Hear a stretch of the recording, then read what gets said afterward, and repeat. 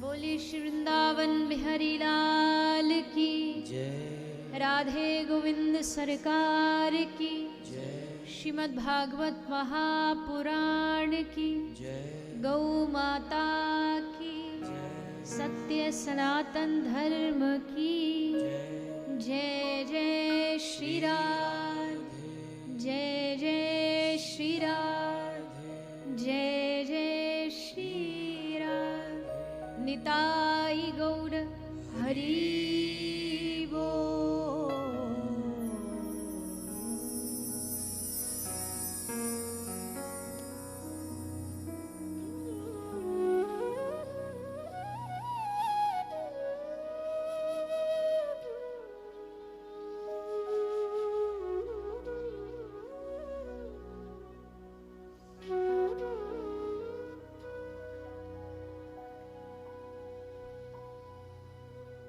आइए चित सार सिंधु सर्वस्व भगवान श्री राधे गोविंद के चरण कमलों का ध्यान करते हुए सभी श्रीमद् भागवत गंगा में प्रवेश करें। सभी हरिभक्तों वैष्णव जनों के चरणों में व्यासपीठ की ओर से आप सभी को मेरा प्रणाम। आज हम सभी कथा के द्वितीय दिवस में प्रवेश कर रहे हैं।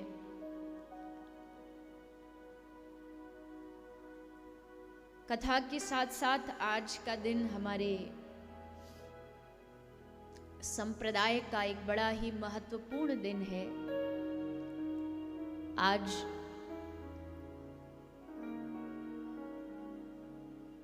श्री संकर्षण के अवतार भगवान श्री बलराम जी के अवतार श्री नित्यानंद महाप्रभु का आज प्रागट्य उत्सव है। नित्यानंद त्रयोदशी है। जो लोग जानते हैं महाप्रभु के बारे में वो जानते हैं कि श्री चैतन्य महाप्रभु और उनके इस अवतार में तो सखा भ्राता सब रूपों में श्री नित्यानंद महाप्रभु का प्रागट हुआ है। तो आज हमारे परंपरा संप्रदाय का बड़ा ही पावन दिन है। सब लोग मिलके नित्यानंद महाप्रभु का प्रागट उत्सव मनाते हैं खूब धूमधाम से। और हम सबको भी महाप्रभु का प्रागट्य मनाते उसके साथ साथ ये परम सौभाग्य प्राप्त हुआ कि हम भगवान की कथा सत्संग सुन सके। उस दिव्य सत्संग में स्नान करते हुए अपने जीवन को धन्य कर सके। जो सत्संग जीवन में कितने सारे परिवर्तन लेकर के आता है। एक कहीं पेड़ लगा हो और उस पेड़ पर फल लगे हो, उस पेड़ को वृक्ष को देख के ही समझ जाना चाहिए कि ये वृक्ष ऐसे ही नहीं खड़ा हो गया। किसी ने यहाँ बीज डाला होगा, बीज से फिर ये पौधा बना होगा, पौधे से फिर ये वृक्ष बना होगा और तब इस पर फल लगा है। वहां पेड़ है इसका मतलब बीज डाला गया है। ठीक उसी प्रकार अगर हम चाहते हैं हमारे मन में कृष्ण भक्ति का फल लगे तो उसके लिए हमें सत्संग रूपी पहले बीज डालना पड़ता है। जब सत्संग के बीज डलते हैं हमारे कानों के द्वारा हमारे हृदय में, फिर वो धीरे धीरे धीरे जा करके पौधा बनता है, फिर पेड़ बनता है और फिर उसमें कृष्ण भक्ति का फल लगता है जो इतना मीठा होता है, इतना रसीला होता है कि एक बार जो उस रस को पी ले फिर उसको दुनिया के सब रस फीके लगने लगते। तो सत्संग वो बीज है, बीज का काम करता है। और याद रखना भगवान तक जाने के लिए यात्रा सत्संग से ही शुरू होती है। भगवान तक अगर हमें पहुंचना है तो यात्रा यहीं से शुरू होगी, कोई शॉर्टकट नहीं है यहां पर। आजकल क्या है ना, शॉर्टकट का जमाना है, हर चीज आदमी को ऐसे चाहिए, चमत्कारों में चाहिए, तुरंत चाहिए। पर भैया बीज लगाओगे तो क्या आज बीज लगाए और आज ही उस पर फल लग जाएगा? बोलिए ना, हाँ या नहीं? नहीं लगेगा। धैर्य के साथ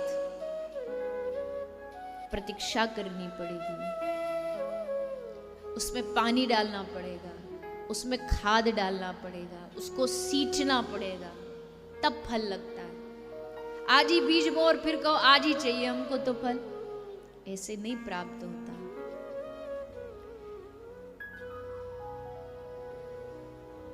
सत्संग सुन रहे हो तो धैर्य भी मन में होना चाहिए। धैर्य और दृढ़ निश्चय, ये दो चीज होनी चाहिए। धैर्य इस बात का होना चाहिए कि कोई जल्दबाजी नहीं है, आराम से सत्संग सुनेंगे, एक बार सुनेंगे, 2 बार सुनेंगे, 10 बार सुनेंगे, हजारों बार सुनेंगे, जब तक कृष्ण सीधा आकर के हमारे हृदय में ना बैठे तब तक सुनते ही रहेंगे। ये होता है धैर्य। और फिर दृढ़ निश्चय। दृढ़ निश्चय किस बात का? कि ये पक्का है कि अगर मैं कथा में बैठूंगा तो भगवान मेरे हृदय में आके बैठेंगे, ये मुझे पक्का विश्वास है। ये दृढ़ निश्चय। शॉर्टकट में मत भागो, फंस जाओगे।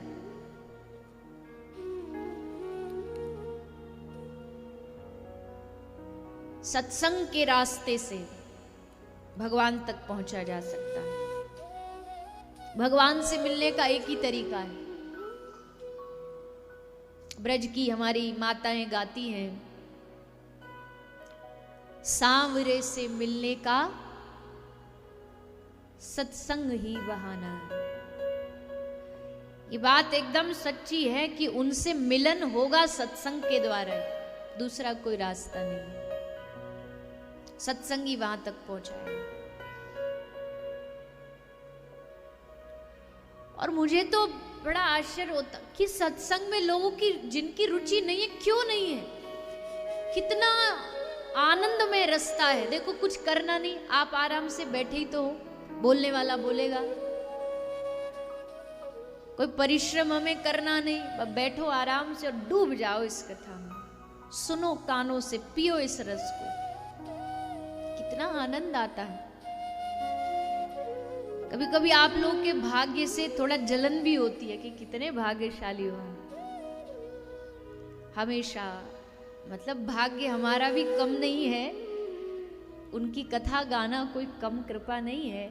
गोपी कहती है भूरिदा जना, उनकी कथा गाने वाले सबसे बड़े दानी है। तो चलो इस लिस्ट में किसी बहाने से ही नाम तो आ ही जाएगा, चाहे टूटी फूटी उल्टी सीधी जैसे बोल रहे हैं, बोल तो रहे हैं, पर सुनने वाले तो कितने परम भाग्यशाली हैं। हम तो भाग्यशाली हैं, पर आप परम भाग्यशाली हो कि वो बैठे हो, अब कुछ सोचना भी नहीं, क्या बोलना क्या नहीं, वो बैठ के आनंद में बस सुनते जाओ, सुनते जाओ, डूबते जाओ, डूबते जाओ। कितना रस है भगवान की कथा में, तो उस रस का अनुभव करो। सत्संग को हल्के में मत लेना, सब रास्ते सुन के ही जाते। जितना सुनोगे, जितना श्रवण करोगे, जितना सत्संग चित्त में बैठेगा, उतना ही विश्वास पक्का होता जाएगा, मंझता जाएगा। जैसे एक सोना, गोल्ड, सोना अगर बहुत दिनों से रखा थोड़ा थोड़ा उस पर पीलापन, कालापन ऐसा थोड़ा चढ़ जाता है, हल्का मैला हो जाता है। तो उसके मैल को, कालापन को दूर करना है तो फिर क्या करते हैं मैया? माताएं तो ज्यादा सोना पहनती, तो आपको ज्यादा पता हो, क्या करते हैं? मुझे सुनाई तो नहीं दिया, पर चलो मैं बता देती हूँ कि उसको आप सुनार के पास ले जा करके, या जो थोड़ा जानता है उसके पास जाके, उसके पास एक पॉलिश होता है, एक कोई मटेरियल पदार्थ होता है, उसको जाके उस पे उसको घिसता है और रगड़ता है, रगड़ते से उसकी जो सारा कालापन वो दूर हो जाता है और एकदम चमचमाने लगता है। तो वैसे ही हमारा जो मन है, भगवान ने जब हमको दिया था तो एकदम चमचमाता हुआ दिया, नया शुद्ध चमक रहा था मन, पर धीरे धीरे संसार में आके उस पे कालापन चढ़ गया, मोह का, ममता का, आदि आदि अवगुणों का। अब ये मन को स्वच्छ करने के लिए क्या करना चाहिए? बोले मन को जैसे सोने को रगड़ रगड़ करके साफ किया जाता है, वैसे ही इस मन को साफ करने का भी एक ही तरीका है। सदगुरु रूपी सुनहार के पास जाओ, संत रूपी सुनहार के पास जाओ, और वो जाकर के सत्संग रूपी पॉलिश से इस मन को इतना साफ करेगा, इतना रगड़ेगा कि ये मन एकदम वैसा ही शुद्ध हो जाएगा जैसा ये हमें मिला था। सब मैलापन, सब कालापन सब दूर हो जाएगा। मन की शुद्धता के लिए सत्संग जरूरी है, इसलिए सत्संग में बड़ी ताकत है। एक बार भगवान वशिष्ठ मुनि और श्री विश्वामित्र मुनि, इनमें थोड़ी थोड़ी आपस में अनबन कभी कभी आनंद वाली हो जाती थी। तो श्री विश्वामित्र जी ने बड़ा तप किया था, घोर तप किया था, तो इनको अपने तप का थोड़ा सा अभिमान था, गर्व था कि हमने बड़ा तप किया है। तो एक बार दोनों में आपस में चर्चा हो रही थी। एक कह रहा है तप बड़ा है, विश्वामित्र जी कह रहे हैं तप बड़ा है, वशिष्ठ जी कह रहे हैं नहीं सत्संग बड़ा है, हम सत्संग सुनते, हम सत्संग प्रेमी, इसलिए सत्संग बड़ा है। बोले ठीक है, निर्णय करो, परीक्षा लो। तो निर्णय करवाने भगवान शेषनाग जी के पास पहुंचे। भगवान शेषनाग से निवेदन किया, प्रभु आप थोड़ा सा निर्णय कर दीजिए। भगवान शेषनाग ने कहा ठीक है, समाधान है हमारे पास। समाधान क्या है? ले हमारे सर पर इतना ज्यादा भार हो गया है ना, ये पृथ्वी हम पर टिकी है, अब हम पर ये बोझ झेला नहीं जा रहा। तो एक काम करो, थोड़ी देर के लिए आप अपने अपने बल से इसको संभाल लो, हम थोड़ा सा अंगड़ाई ले लें, थोड़े फ्री हो जाएं, तो फिर हम निर्णय करेंगे। बोझ कम होगा तभी तो सही निर्णय कोई दिमाग बुद्धि कर पाएगी। तो लो आप इस पृथ्वी को संभालो। विश्वामित्र जी से कहा आप संभालो। तो विश्वामित्र जी ने कहा कि हम अपने 50,000 साल का तप लगा रहे हैं, 50,000 साल का तप लगा रहे हैं, बल लगा रहे हैं, और पृथ्वी को हम टिका लेंगे। और जैसे शेषनाग भगवान ने वो पृथ्वी दी भगवान विश्वामित्र जी को, जैसे उन्होंने पकड़ा धरती हिलने लगी, टिक नहीं पाई। 50,000 साल का तप टिक नहीं पाया। तो फिर भगवान शेषनाग ने वशिष्ठ जी को कहा अब आप कुछ अपना बल लगाइए, अपने साधन का। तब श्री वशिष्ठ जी कहते हैं, वशिष्ठ भगवान ने कहा हमने जागृत अवस्था में नहीं, अगर सपने में भी 2 घड़ी सत्संग अगर सच्चे दिल से किया हो तो हे माँ पृथ्वी आप हमारे सर पर विराजमान हो जाइए। और जैसे कहा पृथ्वी वहीं सर पर रुक गई, वहीं थम गई। भगवान शेषनाग ने कहा लो जी हो गया निर्णय। सब साधन प्रणम्य, तप भी अच्छा है, व्रत भी अच्छे, सब अच्छा है, लेकिन जो बल सत्संग में है वो बल दूसरा किसी में नहीं। इसलिए ये सत्संग आप हम सबको प्राप्त हुआ है, ये इस बात की सूचना दे रहा है, ये इस बात का सूचक है कि आप और हम सब पर भगवान की बड़ी कृपा है। ये सत्संग हमें ऐसी दृष्टि देगा, ऐसा नजरिया देगा, ऐसी बुद्धि देगा कि जो भगवान हमें बड़ी दूर लगते थे वो भगवान हमको बड़े करीब लगने लगेंगे, बड़े पास लगने लगेंगे। क्योंकि देखो भैया सारी बात तो नजरिए की है ना, दृष्टि बदली तो सृष्टि बदल जाएगी। दृष्टि में अगर तुम्हारे भगवान आके बैठ गए तो फिर कहीं अलग अलग जगह जाना नहीं पड़ेगा, आपको हर जगह भगवान नजर आएंगे। किसी के आंख में मोतियाबिंद का दाना हो, उसको हर जगह एक वो काला धब्बा नजर आएगा। क्यों? क्योंकि आंख में बसा है। जिसके आंख में भगवान बस जाए, जिसके आंख में कृष्ण बस जाए, उसको हर स्थान पर, हर व्यक्ति में बस भगवान ही नजर आएंगे, भगवान की दृष्टि हो, नजरिया चाहिए वह भगवान को देखने का। भक्तों की नजर से भगवान को देखोगे तो आहा कितना आनंद आएगा। जिन्होंने भगवान को भक्तों की नजर से देखा ना, उनसे पूछो कैसे भगवान।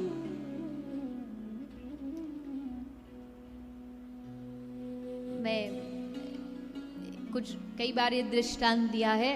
एक राजा जी थे, तो राजा जी ने राज्य में घोषणा की कि इस राज्य का सबसे सुंदर बच्चा कौन है, इसका कंपटीशन करेंगे, प्रतियोगिता होगी, और जिसको लगता है कि उसका बेटा उसका बच्चा सबसे सुंदर है वो आ जाओ लेकर के कंपटीशन में, फिर एक विजेता घोषित होगा।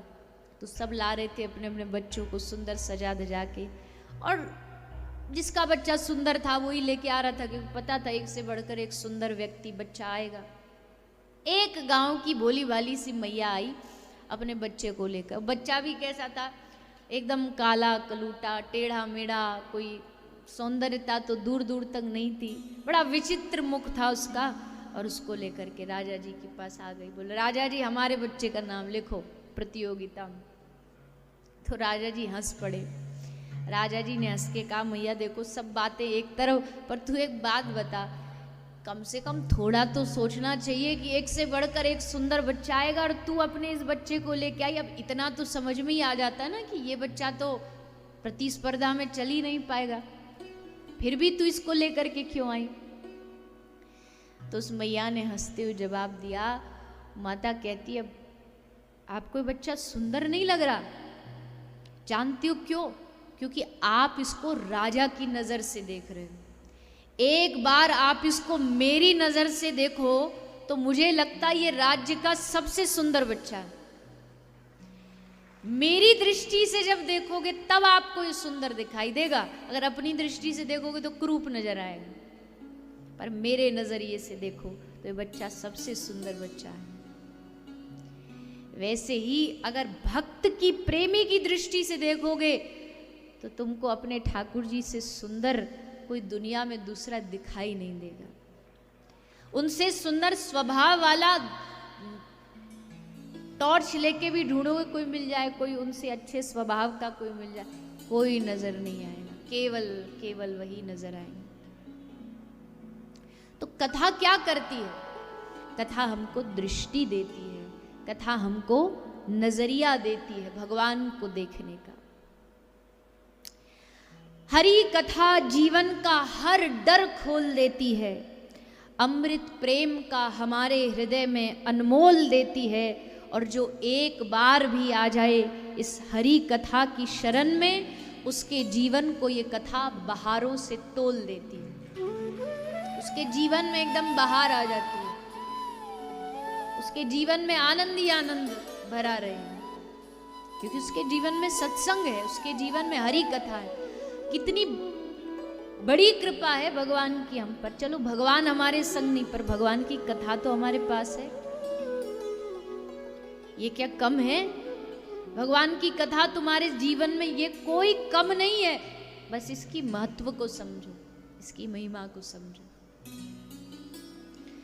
तो उसी महिमा को कल हमने थोड़ा सा कथा में गाया महत्व के रूप में, कैसे भागवत श्रवण करके ज्ञान वैराग का उद्धार हुआ। धुंधकारी जैसा पापी भी भागवत जी की शरण में आया तो भागवत जी ने उसका भी उद्धार कर दिया, क्योंकि भागवत शर्त नहीं रखती है कि इस पंडाल में आओ तो एकदम शुद्ध होके आओ। भागवत कहती है तुम कितने भी मैले हो, तुम्हारा मन कितना भी मैला है, पर तुम बस एक बार कथा में आके बैठ गए शरणागत होकर के, तो आगे जो धुलाई का काम है वो कथा करेगी, मन को शुद्ध करने का काम कथा करेगी। अब वॉशिंग मशीन में कपड़ा डालो तो वॉशिंग मशीन ये थोड़ी कहती है पहले धो के साफ करके लाओ फिर मैं धोऊंगी, ऐसा थोड़ी बोलेगी।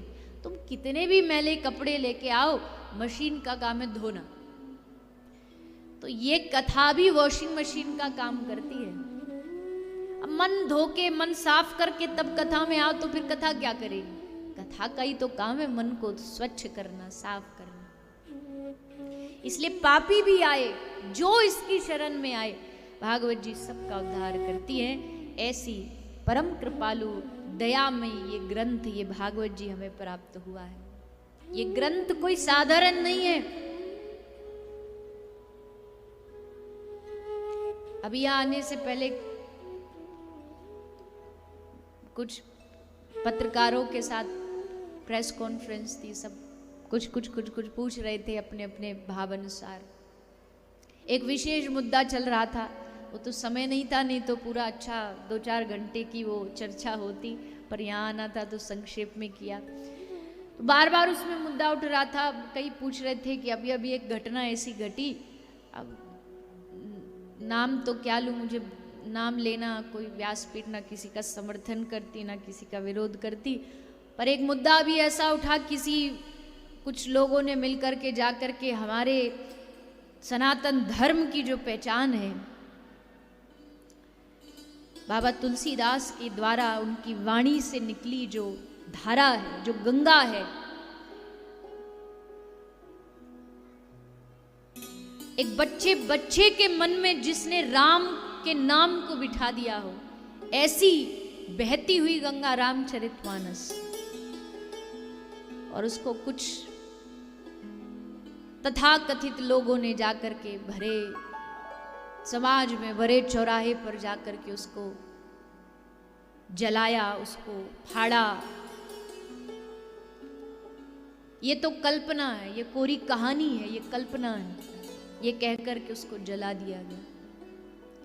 आप सोचो, इससे बड़ी हानि की बात हमारे लिए क्या हो सकती है, बताइए। जो ग्रंथ हमको जीना सिखा रहे हैं, अगर वो ग्रंथ ना होते इस समाज में, तो इस मानव को पशु बनने में 1 सेकंड नहीं लगता। इस मानव समाज को दैत्य बनने में 1 सेकंड नहीं लगता। फिर भी उन ग्रंथों ने हमें संभाल करके रखा। आज तुम उन्हीं ग्रंथों पर उंगलियां उठाते हो, उन्हीं शास्त्रों को जलाने की तुम्हारी भला हिम्मत भी कैसे हो जाती है? उंगलियां उठ कैसे जाती है कि तुम अपने धर्म की धरोहर को ऐसे जाकर के भरे चौराहे पर जला दो? इससे बड़ी शर्म की बात कोई दूसरी हो नहीं सकती कि जिसने तुमको जीना सिखाया, उस रामचरितमानस को जाकर के तुम अपमान कर रहे हो। मुझे नहीं लगता उनको मानव कहलाने का भी हक है जो ऐसा कृत्य करते। शर्म से डूब जाना चाहिए। और ऐसा करने का अधिकार देता कौन है? मैं कोई ज्यादा पचड़े में पड़ती नहीं, ना मैं किसी का समर्थन करती, ना विरोध, ना राजनीति, क्योंकि मेरा काम है बस कृष्ण कथा गाना, राधा रानी का नाम गाना। पर सोचो तो सही, जरा एक बार मन में विचार तो आता ही है कि आदमी कर रहा, ये हिम्मत उसको कैसे मिल गई? जिस देश की तुम खाते हो, जिस राम की तुम खाते हो, जिस राम के देश में तुम हो, उन्हीं राम की कथा को तुम जाके चौराहे पर जला रहे हो। तुमको दंड का, अपराध का बिल्कुल डर नहीं? क्या हमारे इस जो संविधान है, क्या उस संविधान में ऐसा कुछ नहीं होना चाहिए कि किसकी हिम्मत भागवत जी पर प्रश्न उठाए, रामायण को जलाए? एक बार अपने ग्रंथों पर आंख उठाने से पहले सोच लो। ग्रंथ कोई तुमको किताब लगता है, कोई इतिहास लगता है? अगर रामचरितमानस इतिहास होती, भागवत जी इतिहास होती, तो आज उसके लिए इतनी बड़ी व्यवस्थाएं जुटाना, इतने लोग जो भागवत 1000 बार सुन चुके हैं। क्या दुर्ग में पहले भागवत नहीं हुई? आप सबने भी सुनी है, पर फिर भी आप आते हो क्योंकि आप जानते हो ये कोई इतिहास की कहानी नहीं है। राम कोई मानव नहीं थे, कृष्ण कोई मनुष्य नहीं थे। अगर मनुष्य होते तो राम का नाम कब का पुराना हो चुका होता। आज एक यहां बैठा एक साधारण आदमी, उसका नाम एक बार आप माला पे बोलो, 2 बार बोलो, 5 बार बोलो, 10 बार बोलो, धीरे धीरे जीभ थक जाएगी, मन करेगा अरे इसका नाम क्यों लो। पर राम बोलते बोलते ऋषि महात्माओं का जीवन बीत गया। हजारों अनंत वर्षों से राम नाम कहते कहते न किसी की जीभ थकी है और न किसी की जीभ थकेगी। राम नाम तब भी नया था, आज भी नया और हमेशा नया रहेगा, कभी पुराना नहीं हो सकता। कोई मनुष्य होता मनुष्यों के साथ भूतपूर्व लगता है। भूतपूर्व प्रधानमंत्री, गद्दी गई, पद गया, सम्मान भी चला जाता है। भूतपूर्व राष्ट्रपति, कभी किसी भगवान या भगवान, अरे भगवान तो छोड़ दो, भगवान के भक्त के नाम के पीछे भी आगे कभी तुमने भूतपूर्व सुना? भूतपूर्व राम, भूतपूर्व कृष्ण, ये तो छोड़ो, भूतपूर्व मीराबाई, कभी ये सुना? भगवान से कंपटीशन तो तुम बाद में करना, पहले उनके जो चरणों के दास है ना, जैसे अंगद जाके पांव गाड़ देता लंका में, राम जी को तो बाद में हराना, पहले तुम मेरा पांव हिला के देख। सोच, राम के दास में इतनी ताकत है तो राम में कितनी ताकत होगी। भगवान के भक्तों के नाम के आगे भूतपूर्व कभी नहीं लगाया जाता, क्योंकि भगवान के भक्त तब भी थे, आज भी हैं, और जब तक कृष्ण रहेगा तब तक मीरा का नाम उसके साथ जुड़ेगा। जब तक राम रहेंगे शबरी जीवित रहेगी। और फिर भी तुम कहते हो राम मनुष्य थे। न राम मनुष्य थे, न कृष्ण मानव थे, न कृष्ण की कथा साधारण है। इसलिए मैं तो उन लोगों से कहूंगी जो जिसकी खाते उसी की थाली में छेद करने, बताइए। नहीं तुम्हें प्रमाण चाहिए राम जी का, प्रमाण चाहिए भगवान कृष्ण का, तो इस देश में क्या कर रहे हो तुम? इस देश में वही रहने का अधिकारी है जिसको गर्व है इस बात पर कि मैं उस देश में जन्मा हूं, मैं उस राष्ट्र में जन्मा हूं जहां का बच्चा बच्चा जय सिया राम, जय श्री राधे, जय श्री कृष्ण बोलता है। तो ग्रंथों को साधारण मत समझो, इनको कोई किताब मत समझो।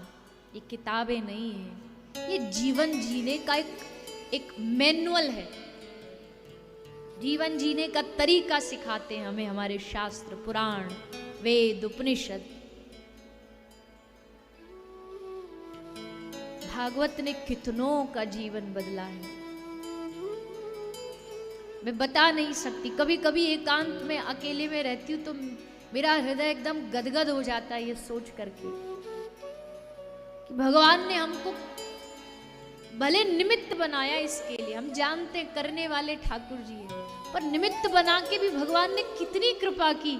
हर दूसरा तीसरा आदमी आके कह देता हमने आपकी कथा बहुत सुनी, और कथा सुन के हमने माला करना शुरू कर दी। किसके भरोसे, किसके बदौलत? भागवत जी के भरोसे। भागवत सुनी इसलिए जीवन बदला, इसलिए जीवन में कृष्ण नाम आया। हमने भागवत सुनी शराब पीना छोड़ दिया, हमने भागवत सुनी मांसाहार करना छोड़ दिया। सोचो तो सही, कितना जीवन बदलती है भगवान की कथा, ग्रंथ।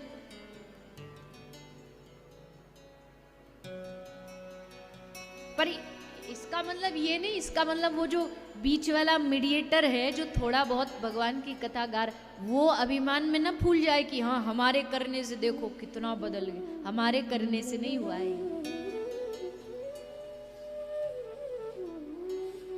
मैं बहुत पहले एक दृष्टांत कहा करती थी। एक दार्शनिक था अरब का, अरबिस्तान का, वहां का दार्शनिक था। वो एक बार घूमने गया पेरिस, वो और उसके साथ के कुछ और उसके शहर के क्षेत्र के लोग घूमने गए पेरिस में। देखा, अरे वाह वाह वाह, बड़ा अच्छा शहर है, बड़े आलीशान बिल्डिंग है और बड़ी व्यवस्था अच्छी है। सब घूमने जाते थे, देखने जाते। पर वो जो दार्शनिक था वो अपने होटल के कमरे में ही 24 घंटे बैठा रहता था। और होटल में क्या करता था, होटल में उसने जाके देखा कि उस होटल के वॉशरूम में 24 घंटे नल में से पानी आता है। उसको यही देख के आश्चर्य होता था। क्यों? क्योंकि वो जिस देश से आया था, अरब से, वहाँ पानी की बड़ी कमी थी, वहाँ पानी ऐसे मिलता ही नहीं था। तो वो कहीं बाहर जाता ही नहीं, वो बस वहीं 24 घंटा हर एक आध घंटे में नहाने के लिए टंकी के नीचे बैठ जाता। उसको बड़ा मजा आता कि यहाँ देखो दिन भर पानी, और कितना भी नहा लो, कितने भी पानी से कोई, बड़ा खुश था। 5-10 दिन की यात्रा हुई, उसके बाद वापसी जाना था। फ्लाइट का समय हो गया, जाने के लिए सब तैयार थे, पर वो ही अकेला गायब था। तो सब सोच रहे कहाँ गया कहाँ गया। एक ने कहा कि जरूर वहीं होगा। तो सब भागे भागे गए उसके कमरे में, उसके स्नान घर में जा करके देखा क्या कर रहा था। बोले वो जो टंकी थी ना, नल था जिसमें से पानी निकलता था, उसको पेचकस से पूरा वो औजार लेके उसको खोल रहा था, उसको निकाल रहा था। तो किसी ने कहा भैया तू क्या कर रहा है?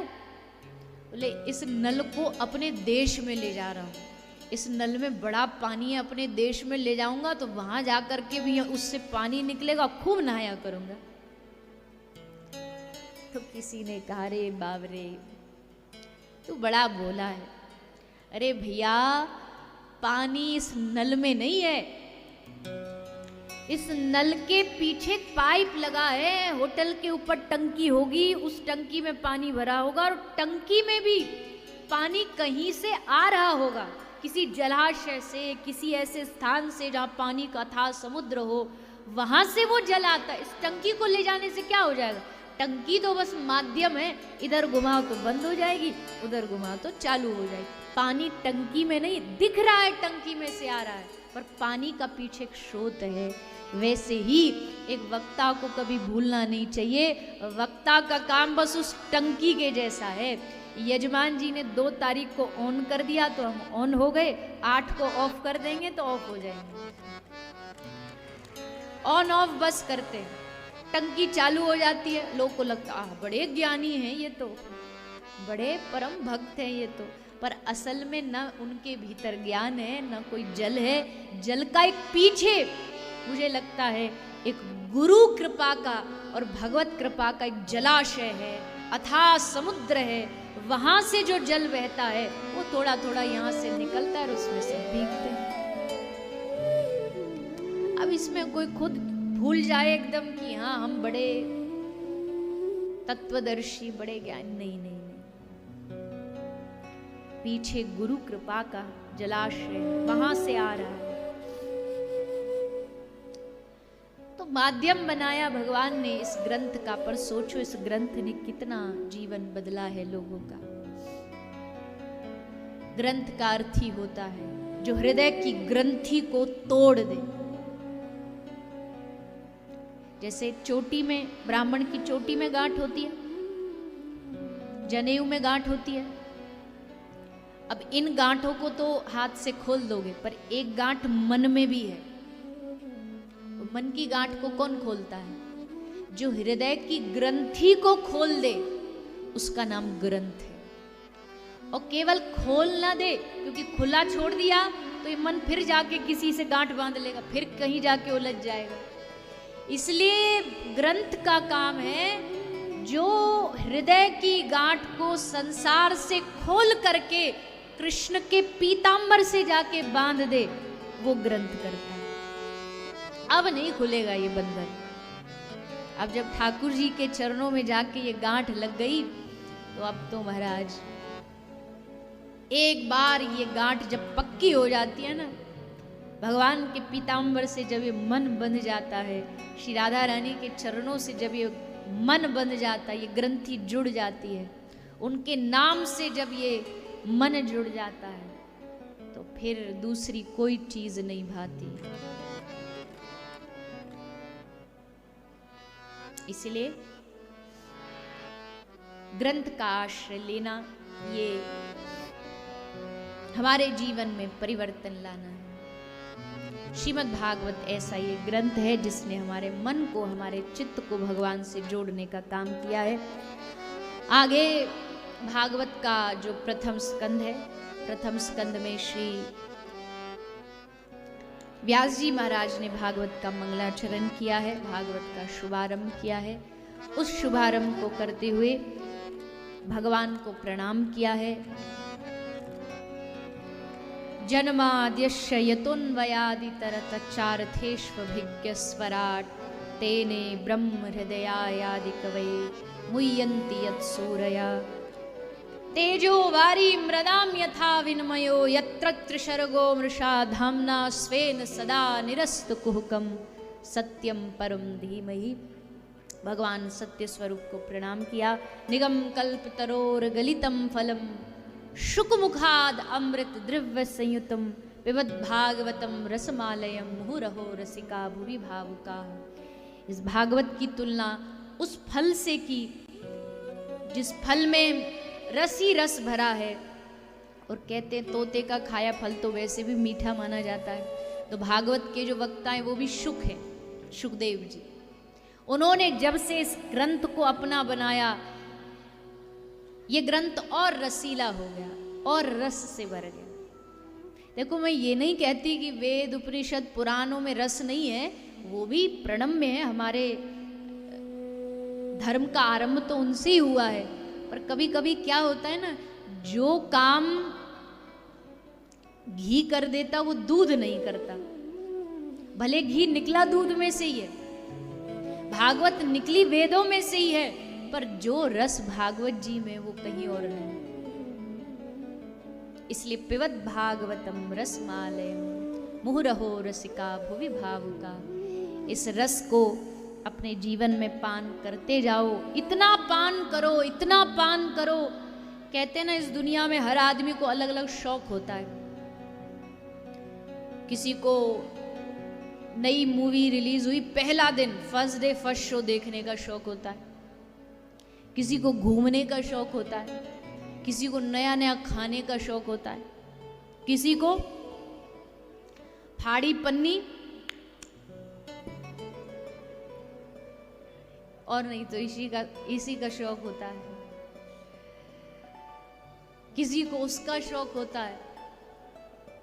अलग अलग न जाने दुनिया में किसको क्या क्या शौक है। पर भाग्यशाली होते हैं वो लोग जिनको भगवान की कथा सुनने का शौक लग जाता है। कथा मात्रेक जीवनम, जिनकी जिह्वा को भगवान के नाम का गुणगान करने का शौक लग जाता है, आदत पड़ जाती है। राधे राधे कहने की आदत सी हो गई है। बार बार उनका नाम कहने की आदत पड़ जाए। जीभ को रोकना पड़े, रुक जा, चुप बैठ जा, पर फिर भी जीभ श्री राधा श्री राधा श्री राधा, हरे कृष्ण हरे कृष्ण। पर अभी तो उल्टा है। अभी तो इस जीभ को कहना पड़ता है कि थोड़ा तो बोल ले भगवान नाम। बोलती है एक आध मिनट, कई लोग बोलते हैं मुझे आके, हम बोलते तो हैं हरे कृष्ण महामंत्र आप कहती हो, महामंत्र जाप करते तो, पर थोड़ी देर के बाद जीभ थक जाती है। क्यों? दुनिया की दुनियादारी में बैठ करके दूसरों की बुराई करने में तो ये जीभ नहीं थकती। वहां तो बड़ा रस आता है। किसी की बुराई गलती से अच्छे ढंग से कान में सुनाई नहीं दी तो फिर से पूछे, दोबारा बोलना क्या बोल रहे थे। वहां तो जीभ नहीं थकती। भगवान का नाम लेने में भला जीभ कैसे थक सकती है? अगर ये जीभ भगवान का नाम लेने में थक रही है, इसका मतलब है कि तुमने अपनी जीभ का इस दुनिया में जो उसका अस्तित्व है, जो उसका जन्म लेना है, उसको बेकार कर दिया।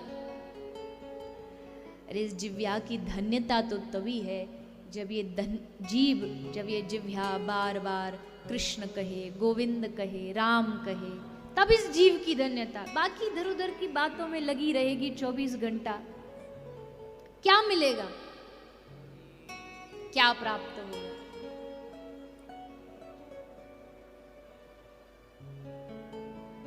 जिसने अपनी जिह्वा को समझा लिया ना कि हे जिह्वा देवी, ये जीभ बड़ी खतरनाक है।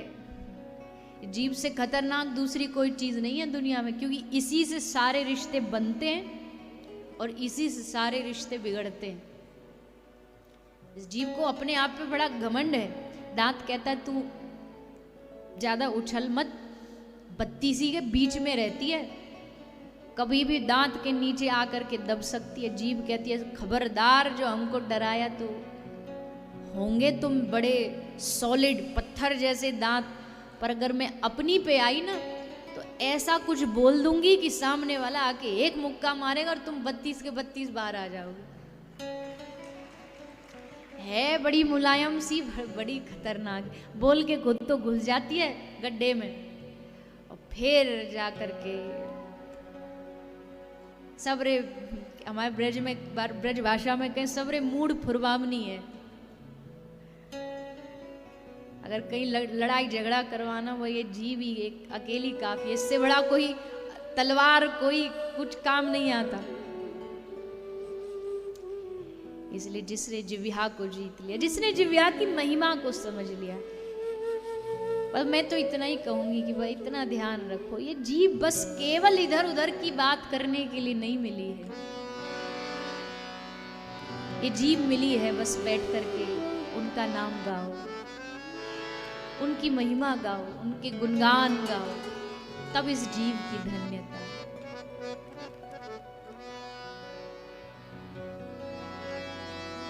अगर अभी तक नहीं कर रही है आपकी जिव्या ये काम, तो समझाइए इसे, कहिए इससे।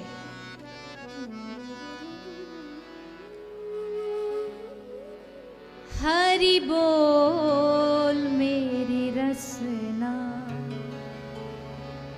घड़ी घड़ी हरि बोल मेरी रसना, घड़ी घड़ी। अभी पता है क्या है, अभी इस जीव ने मीठे मीठे जूस का रस चखा है, अभी इस जीव ने मीठे मीठे जलेबी रबड़ी का रस चखा है, इसलिए इसको लगता है वो बड़ा मीठा है। आहा, एक गर्मा गर्म गुलाब जामुन मिल जाए इस जीव को तो आनंद आ जाएगा। पर अभी इस जीव ने कृष्ण नाम का रस नहीं चखा।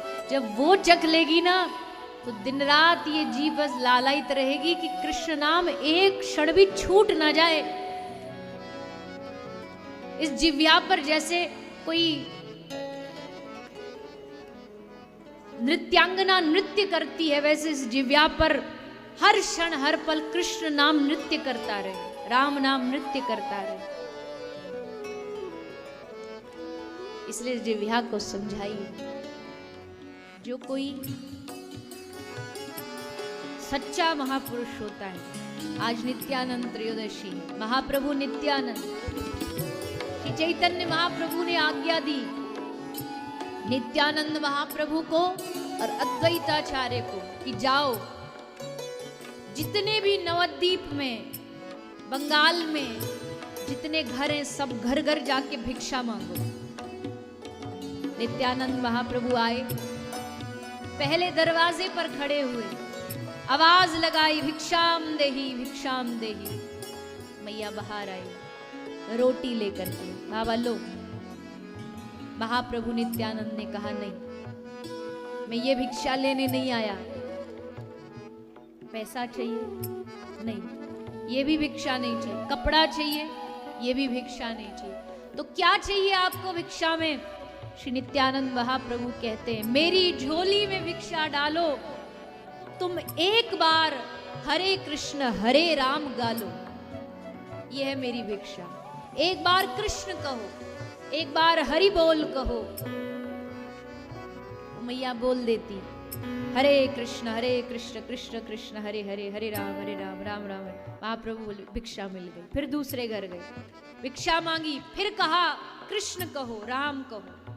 घर घर से बस यही भिक्षा मांगी, दूसरा कुछ नहीं मांगा। सबसे भिक्षा में केवल एक ही चीज मांगी, कृष्ण नाम गाओ। एक साधु, एक महापुरुष सच्चा वही जो आपसे धन की मांग न रखे, जो आपसे वैभव की मांग न रखे, बस एक बात मांगे कि भैया तू इस जिव्या का उपयोग कर ले, एक बार कृष्ण बोल दे, एक बार राम बोल दे। यही हमारी दक्षिणा है।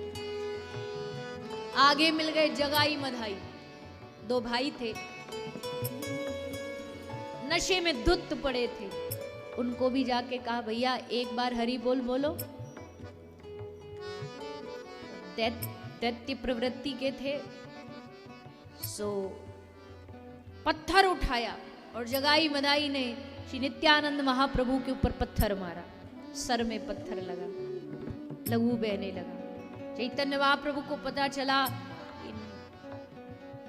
किसी ने निताई को, नित्यानंद महाप्रभु को पत्थर मारा है सर पर। महाप्रभु भागे भागे आए, चैतन्य महाप्रभु देखा सर से खून बह रहा है, एकदम रोष में आ गए, हाथ में सुदर्शन चक्र ले लिया जगाई मधाई को मारने के लिए।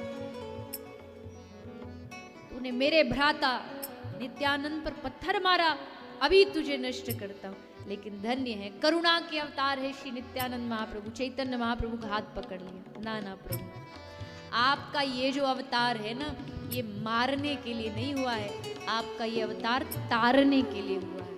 और तारना भी क्या है? कृष्ण नाम प्रचार, हरि बोल नाम का प्रचार करो, जिससे सबका हृदय चित्त शुद्ध हो जाए। और मुझे ये कहने में आज कोई आपत्ति नहीं, मेरा दीक्षा उस संप्रदाय में भी मैं इसलिए नहीं कह रही, पर मुझे गर्व है हम उस संप्रदाय से दीक्षित हैं जिसने घर घर में चैतन्य महाप्रभु ने हरे कृष्ण महामंत्र पहुंचा दिया, जन जन में भगवान नाम का प्रचार किया, हरि बोल बोलो, हरे कृष्ण कहो। मानव छोड़ दीजिए, चैतन्य महाप्रभु ने शेर, चीता, हाथी के मुख से हरे कृष्ण निकलवा दिया। इससे बड़ा भगवान नाम की शक्ति और क्या हो सकती है। झारखंड के जंगल में जब चैतन्य महाप्रभु ऊर्ध्व बाहु होकर नाचते हैं तो शेर दो पांव पे खड़ा होके हरि बोल गाने लगता है। सच्ची भिक्षा यही है कि आपकी वजह से, आपके कहने से अगर किसी की जिह्वा पर कृष्ण नाम आ जाए, यही सच्ची भिक्षा है। इसलिए आज नित्यानंद महाप्रभु को प्रणाम करते हुए बस एक सीख लीजिए कि इस जिह्वा से कभी हरि नाम छूटे नहीं। व्यर्थ बिताती है क्यों जीवन, मुख मंदिर में पड़ी पड़ी। इसलिए समय समय पर अपनी जिह्वा से, अपनी बुद्धि से, अपने मन से थोड़ा थोड़ा बैठ के बातें करनी चाहिए, वार्तालाप करना चाहिए, इन इंद्रियों को समझाना चाहिए तुम्हारा जन्म क्यों हुआ है। तो इस जिह्वा का जो प्रकृति है वो केवल रस लेने की नहीं है, बल्कि ये जिह्वा जब भगवान नाम गाती है, कृष्ण कथा सुनते हैं कान, तो कानों की धन्यता है, इन हाथों की धन्यता है जब ये भगवान नाम में ताली बजाते हैं, माला करते हैं, इन पैरों की धन्यता है जब ये धाम में जाके वहां की परिक्रमा करते हैं, कथा में जाते हैं, तब इनकी धन्यता है। तो पिबत भागवतम रसमालयम, इस जिह्वा की धन्यता है कि पीते रहो भगवान नाम का रस, पीते रहो। आगे सूत जी ने प्रसंग के माध्यम से भगवान नर नारायण को प्रणाम किया, भगवान के 24 अवतारों की कथा सुनाई। भगवान ने अवतार ग्रहण किए हैं, युगों युगों अनुसार, समय अनुसार भगवान अवतार लेते हैं। फिर सुखदेव जी का प्रागट्य, सुखदेव जी का प्रादुर्भाव। इस कथा के जो श्रोता हैं सुखदेव जी, उनका प्रागट्य कैसे हुआ? बोले गोलोक धाम से श्री राधा रानी ने इस शुक को भेजा है दुनिया में उस रस का प्रचार करने के लिए जिस रस को कोई जानता ही नहीं था। उस गोलोक के दिव्य रस को सुखदेव जी ने पृथ्वी पर आकर के प्रसारित किया है भागवत के माध्यम से। ये भागवत रूपी फल पृथ्वी पर कैसे आया? सीधा नहीं आया। ये भागवत भगवान के मुख से प्रकट हुई है। भगवान ने इस भागवत रूपी फल को दिया है ब्रह्मा जी को।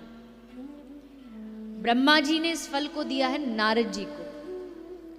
नारद जी ने एक बार जब व्यास आश्रम में आए नारद जी, तो देखा कि व्यास जी के आश्रम में बड़ी उदासी छाई हुई है।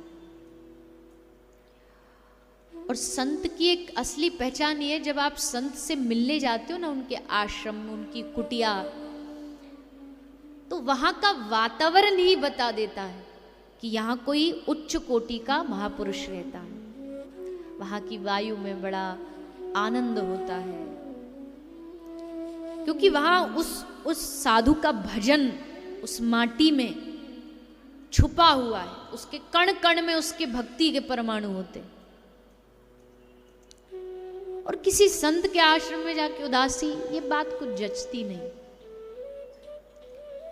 तो नारद जी ने पूछा है व्यास जी को, आज सब ऐसे शांत कैसे?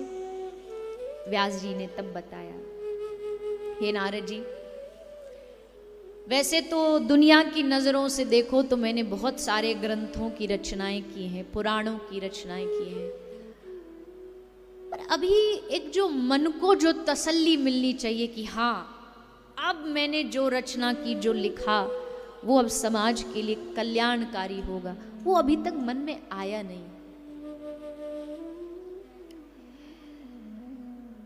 देखो, एक कवि की रचना में और एक संत की रचना में क्या फर्क होता है? कवि अपनी रचना को कब सफल मानता है? कि जब वो रचना सुनाए और सभा के हर एक व्यक्ति की ताली बज उठे। ताली बजी मतलब उस कवि की जो रचना, जो कविता उसने लिखी, वो सफल हो गई।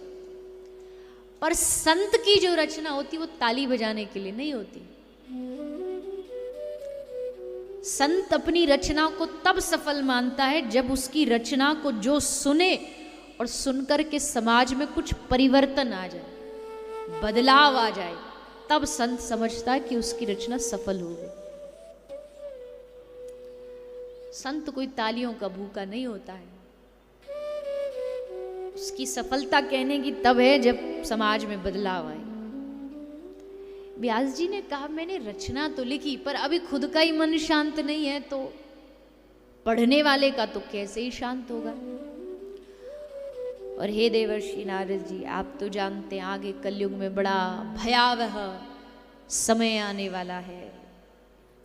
लोगों को भगवान से जोड़ना कोई हंसी खेल नहीं होगा। आज का समय ऐसा है, देखो, आज से 10-15 साल 20 साल पहले की भी बात करें तो उस समय भजन में मन लगाना थोड़ा ज्यादा आसान था। कैसे? क्योंकि उस समय मन को भटकाने वाले इतने यंत्र नहीं थे। टीवी गांव में एक होता था कि नहीं? जो कुछ होंगे वो समझ सकते हैं इस बात को। मेरी तो कोई, मैं तो ये भी नहीं कह सकती हमारे जमाने में, क्योंकि हम तो फिलहाल के ही जमाने के माने जाएंगे, पर ऐसे यहाँ बहुत लोग हैं जो अपने जमाने की बात बड़े गर्व से बताते होंगे कि हमारे जमाने में तो ऐसा, हमको दहेज में एक साइकिल मिली थी, गांव में हल्ला मच गया था कि भैया फलाने सरपंच जी के छोरा को साइकिल मिली है। आज तुम करोड़ों भी दे दो, पड़ोसी को भी नहीं पता लगता। बड़े बड़े शहरों में तो कहाँ पता लगता। पहले गांव में जो दहेज में टीवी देते थे ना, उसको 1 महीना पहले खरीद लेते थे कि 1 महीना पहले हम देखेंगे, फिर छोरी के दहेज में देंगे, 1 महीना मजाक खुद लेंगे। और उसमें भी क्या क्या चलता था, वो बीच चौराहे पे लगा देते थे रामायण। जो रामायण बड़ी प्रसिद्ध हुई, दोबारा भी कोविड में भी प्रसिद्ध हुई, खूब लोगों ने देखा। और उस जमाने में तो महाराज बड़ा सुनते हैं कि बड़ा उसका लोगों में लालसा रहती थी। तो टीवी एक, मोबाइल तो खैर था ही नहीं, वो लैंडलाइन वाला होता था, वो गांव में एक होता था। सारे गांव में जिसको जो सूचना पहुंचानी होती थी वो एक के ही नंबर पे जाती थी। और जिसके घर में वो फोन होता था ना महाराज, वो बड़ा एकदम चौड़ के चलता था कि हमारे घर में टेलीफोन है। और आसपास के पड़ोसियों को भी उसकी जी हजूरी करनी पड़ती थी। उसको समय समय पे हलवा बना के ले जाओ, सब्जी बना के ले जाओ, क्योंकि यही हैं जो खबर पहुंचाएंगे हमारी। कोई मन को भटकाने वाली इतनी चीजें नहीं थी, ये तो नहीं कह सकते कि उस समय फिर सब समाधि में बैठे रहते थे, जिसको भजन नहीं करना हो तो कभी भी नहीं करेगा, पर आज के मुताबिक फिर भी थोड़ा सा बचाव था। पर आज का समय देखो, जैसे ही भजन करने बैठो 2-4 मिनट, वैसे तो करते नहीं है, गलती से कभी 1-आध महीना में मन कर गया कि चलो 5 मिनट बैठ के कीर्तन कर लेते हैं, जैसे बैठे वो पड़ा पड़ा घंटी ट्रन ट्रन बजने लगती है, फलानी इमरजेंसी आ गई, फलाना हुआ। और नहीं भी आता है तो भी कौन सा, हमारा तो स्वभाव बन चुका है कि हर 5 मिनट में उसको चेक करना होता है। जैसे कोई ना चेक करें अपने मैसेजों को तो महाराज प्रलय आ जाएगी धरती में, इतना इंपॉर्टेंट मैसेज मिस हो जाएगा। इतने सारे मन को डिस्ट्रैक्शन, इतने भटकाव हैं आज के ज़माने में। ऐसे में भगवान को प्राप्त करना, बड़ी कृपा होती है उन लोगों पर जो ऐसे मुश्किल समय में भी तो 5 मिनट भी अगर बैठ करके भगवान का नाम स्मरण कर रहे हैं तो उनके चरण धो धो के पीने चाहिए कि वाह भैया, आप ऐसे भटकाव वाले समय में भी भगवान का नाम ले रहे हो, कितने कितने बड़े भक्त हो आप। आसान नहीं है, समय बदल रहा है। और अभी तो कुछ भी नहीं, भागवत जी की वाणी में देखें तो ये तो महाराज कलयुग का सबसे अच्छा समय चल रहा है, ये कलयुग का सबसे आसान समय चल रहा है। इसमें भजन जिसने कर लिया, भगवान को पा लिया सो पा लिया। इसके बाद चैतन्य महाप्रभु कहते हैं आज से 10,000 आगे आने वाले जो साल हैं उसके बाद असली कलयुग शुरू होगा, फिर देखो क्या क्या होता है। अभी तो कलयुग बच्चा है, पलने में झूल रहा है, अभी तो युवा जवानी में जब चढ़ेगा तब देखो इतने पाप, इतने अधर्म, अत्याचार, मानव और हैवान में कोई अंतर नहीं होगा। इसीलिए तो महापुरुष चेतावनी दे रहे, भैया यही समय है जिसके पास है, फिर उसके बाद कोई समय नहीं मिलने वाला। उसके बाद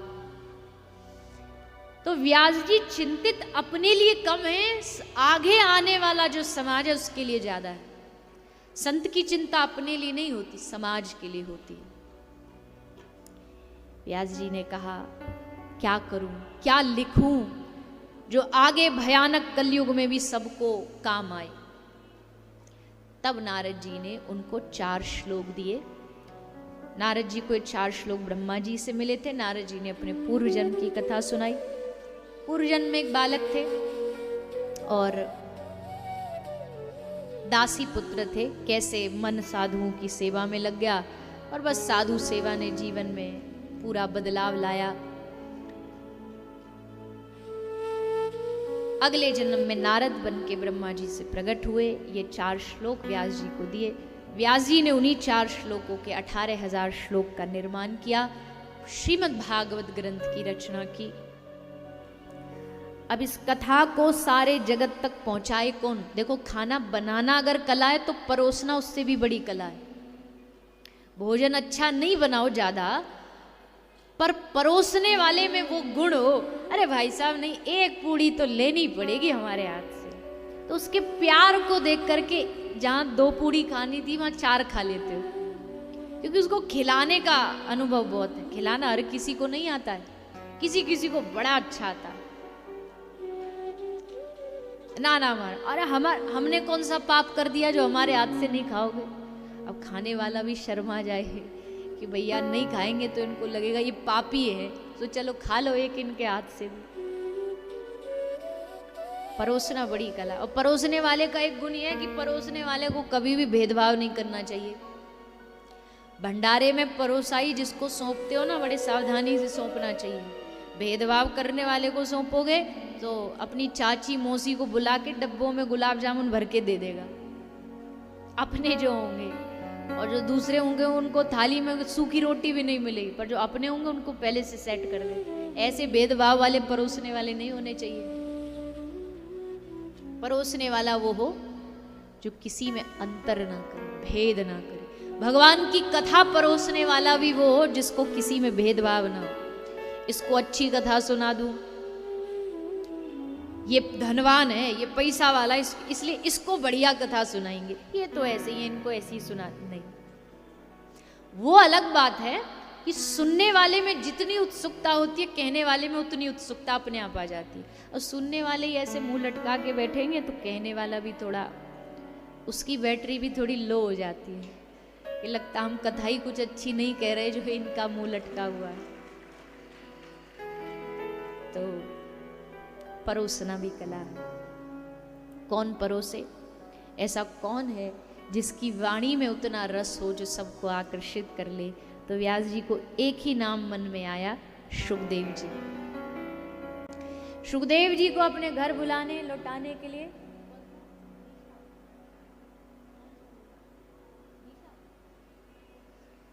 तो श्री शुकदेव जी का मन जो निर्गुण निराकार में लग चुका था, लेकिन जब ये कथा सुनी, भागवत जी के 2 श्लोक सुने, उसको सुन करके शुकदेव जी का मन निर्गुण से हट करके सगुण में लग गया।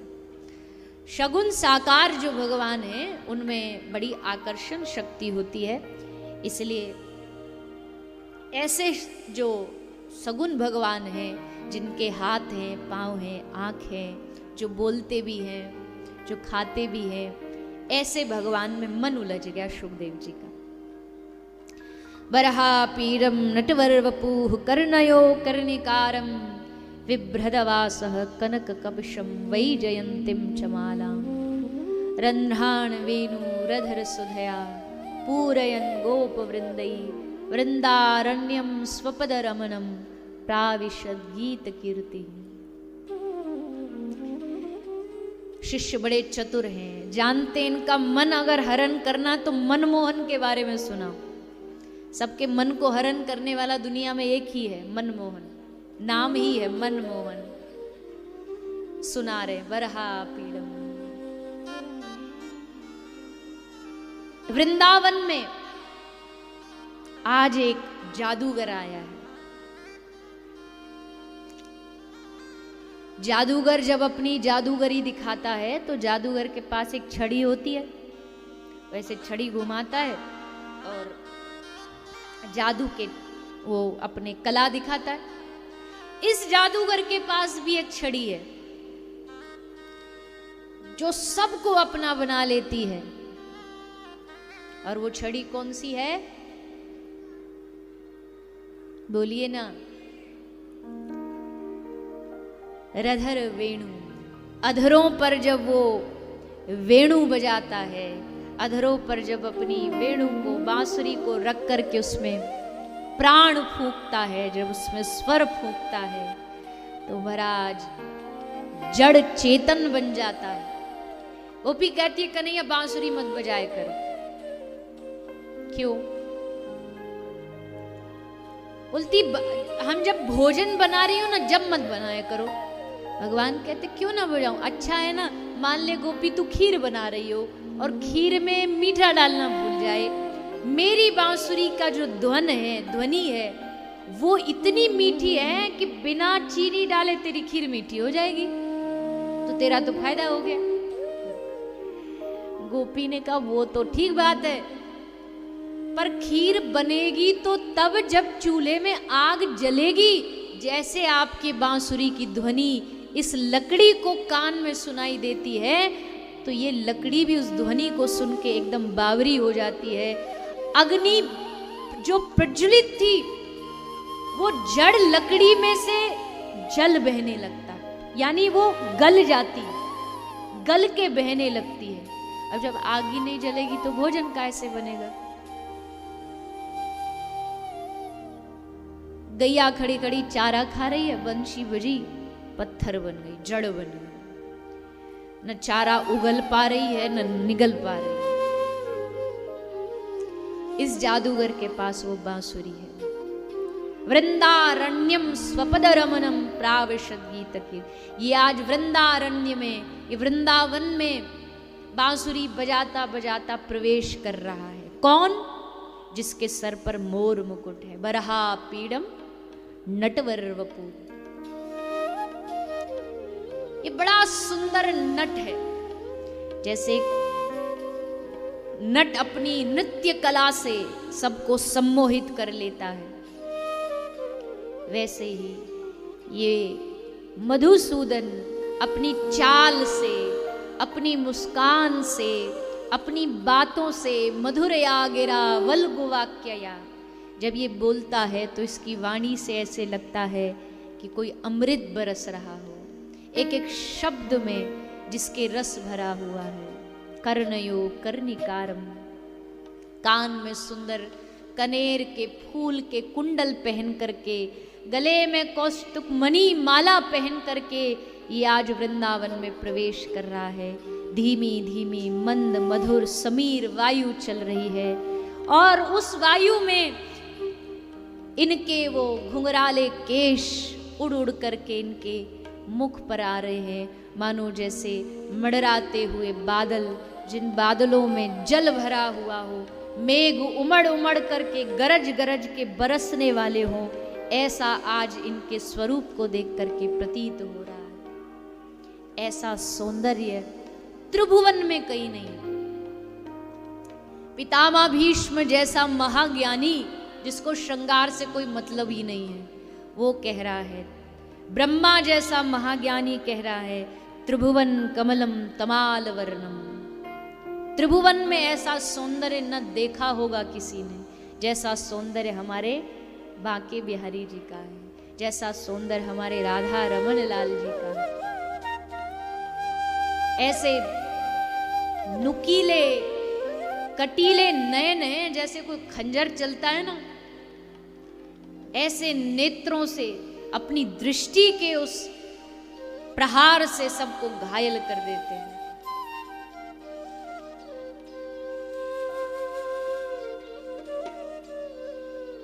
कभी भगवान के सामने जाकर के ना उनके रूप को निहारा करो, वह मांगने ही मत जाया करो मंदिरों में। देखो स्वरूप को, ऐसा बिठा लो मन में कि घर भी आए तो वही घूमता रहे मन में।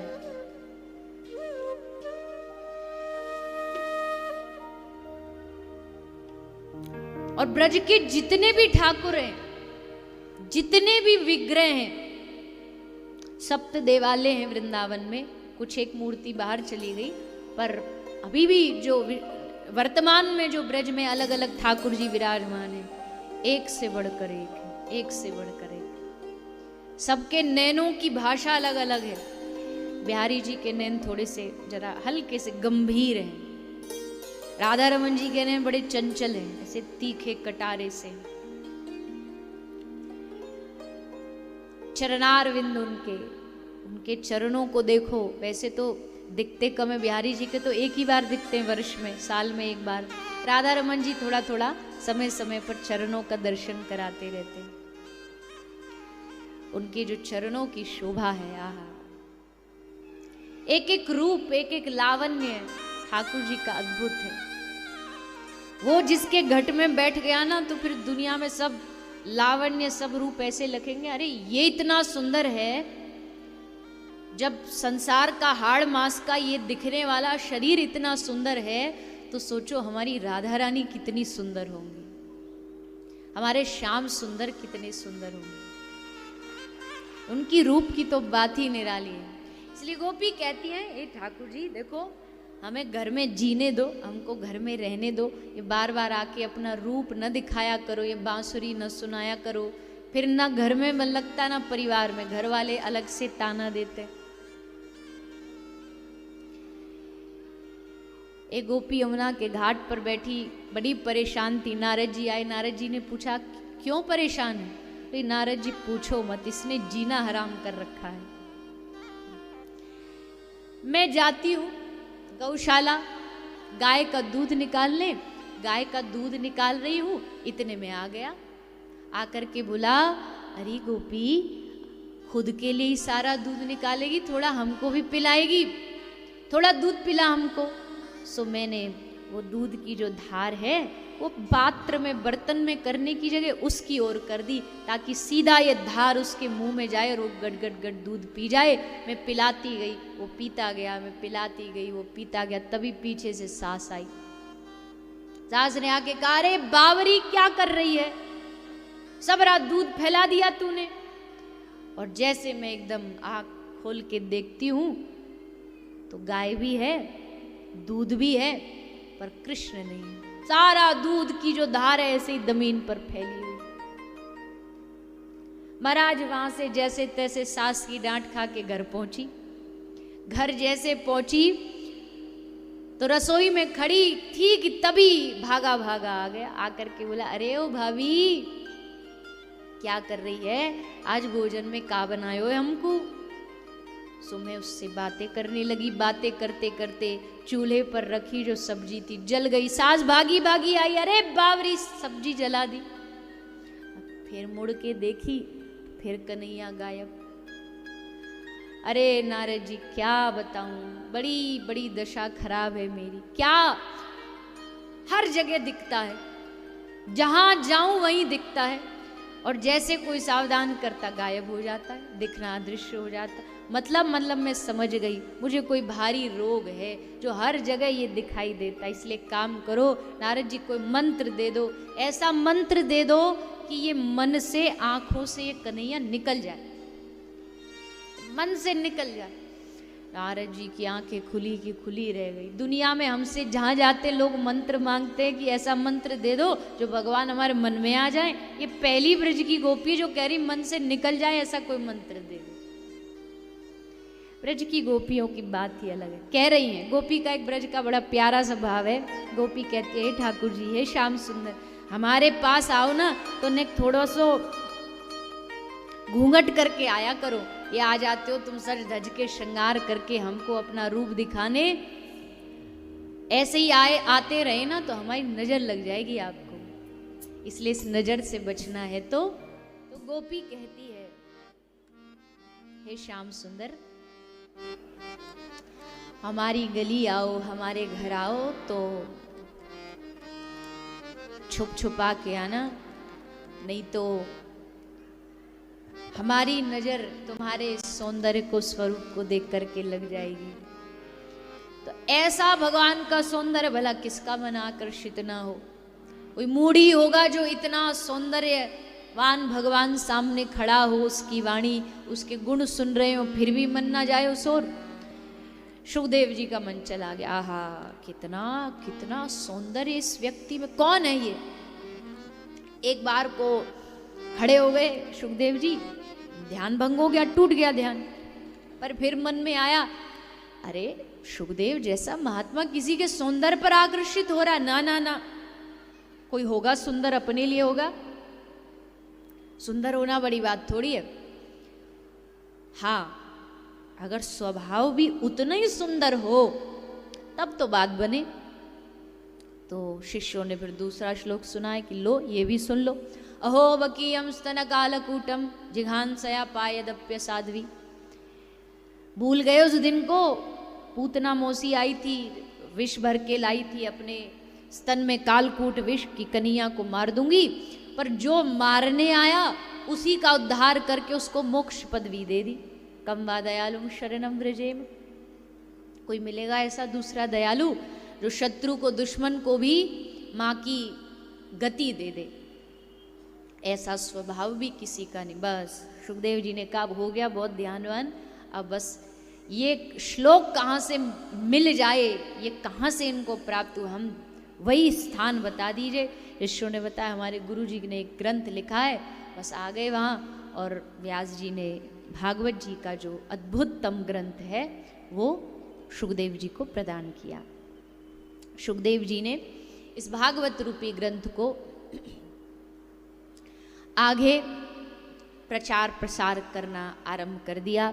एक राजा को सुनाया जिसका नाम है राजा परीक्षित। परीक्षित राजा को सुखदेव जी ने कथा सुनाई, इसलिए सूत जी 88,000 ऋषियों को राजा परीक्षित के प्रागट्य की कथा सुनाते हैं। महाभारत की थोड़ी कथा यहाँ सुनाई गई है। महाभारत आरंभ हुई महाभारत का क्या परिणाम हुआ वो भी आप सब जानते हैं। 5 पांडव कृष्ण जिनके साथ थे, एक तरफ पूरी सेना, लेकिन जीत पांडवों की होती है।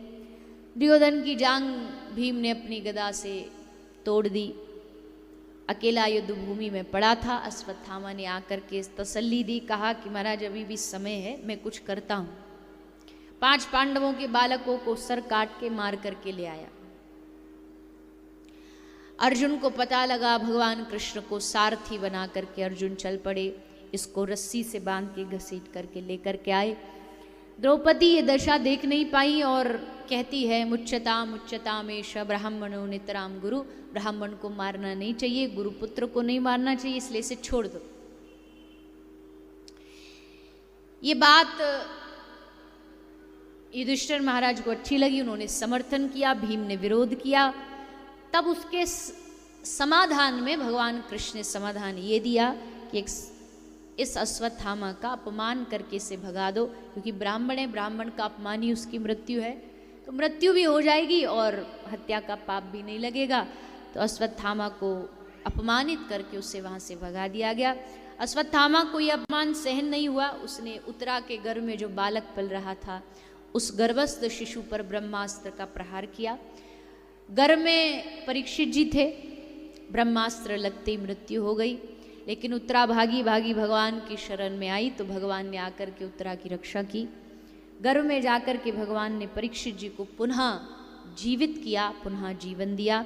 इस प्रकार राजा परीक्षित को भगवान ने जन्म दिया है दोबारा।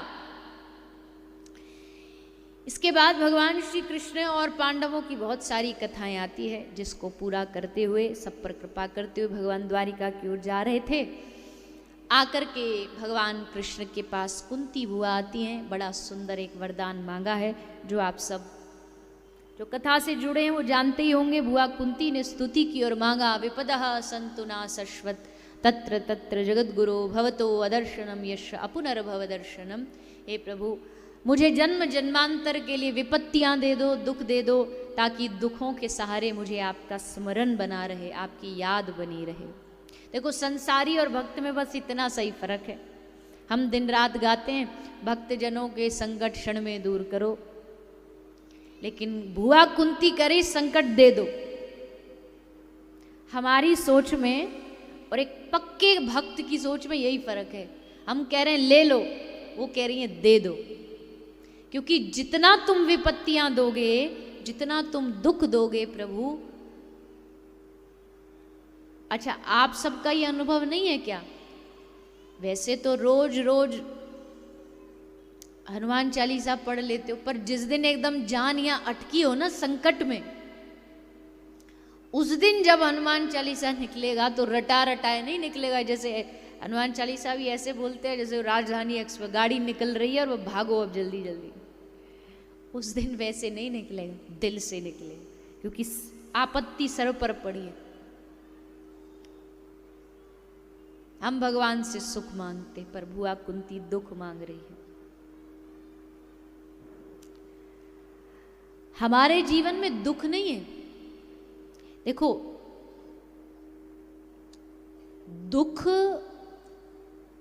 कोई पदार्थ नहीं है, कोई सामान नहीं है, कोई प्रोडक्ट नहीं है। अगर होता दुख कोई सामान होता तो सबसे पहले उसको डब्बे में पैक करके दुश्मन को गिफ्ट में दे करके आते कि ले भैया ये तेरे लिए उपहार है। पर दुख कोई वस्तु है ही नहीं। दुख का कारण हमारी अपनी अपेक्षाएं होती हैं। हम लोगों से उम्मीद बहुत लगा करके रखते हैं, और जब वो उम्मीद पूरी नहीं होती तो उससे दुख का निर्माण होता है। हर रिश्ते में हमारी उम्मीदें होती हैं। हमारी उम्मीद है ये मेरे साथ ऐसा व्यवहार करे, और जब वो नहीं करता तो दुख पैदा होता। बस अपनी अपेक्षाएं कम कर लीजिए, दुख अपने आप खत्म हो जाए। पर हमारी अपेक्षाएं खत्म नहीं होती। दूसरा एक दुख का कारण हमारे जीवन में हमने कांटे बहुत लगा रखे।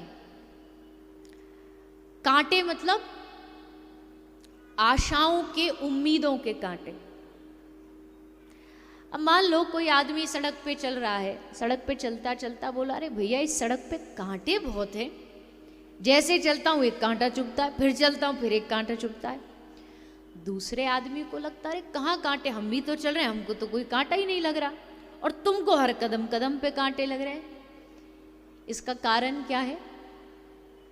उसने कहा रुक 1 मिनट अपना जूता दिखाना। उसने जूता देखा, उल्टा करके देखा तो कांटे सड़क पर नहीं थे। कांटा कहाँ था? उसके खुद के जूते में घुसा हुआ था। अब जिसके खुद के जूते में कांटा, वो कहीं दुनिया में जाए उसको कांटा ही कांटा लगेगा।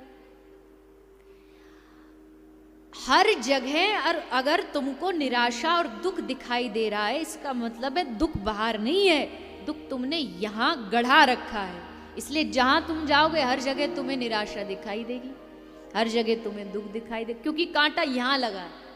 दुख का कांटा यहां चुभा है, अपेक्षाओं का कांटा यहां चुभा है, आशाओं का, इच्छाओं का कांटा यहां चुभा है। और वो जब पूरी नहीं होती, आजकल एक रोग बहुत बढ़ रहा है, डिप्रेशन। जिस डिप्रेशन का आज से कुछ समय पहले लोग नाम भी नहीं जानते थे, आज घर घर में बढ़ रहा है। ये होता कैसे, ये भगवान कृष्ण ने आज से 5000 साल पहले भगवत गीता में अर्जुन को बता दिया। भगवान कहते हैं ध्यायतो विषयान पुंसः संगस्तेषु उपजायते, संगा संजायते काम, कामात् क्रोधो विजायते, क्रोधात् भवति सम्मोहात्, सम्मोहात् स्मृति विभ्रमः, स्मृति भ्रंशात् बुद्धिनाशो, बुद्धिनाशात् प्रणश्यति। ध्यायतो विषय, जितना विषयी लोगों का संग करोगे, संसारियों का संग करोगे, तो तुम्हारे मन में नई नई इच्छाएं पैदा होंगी।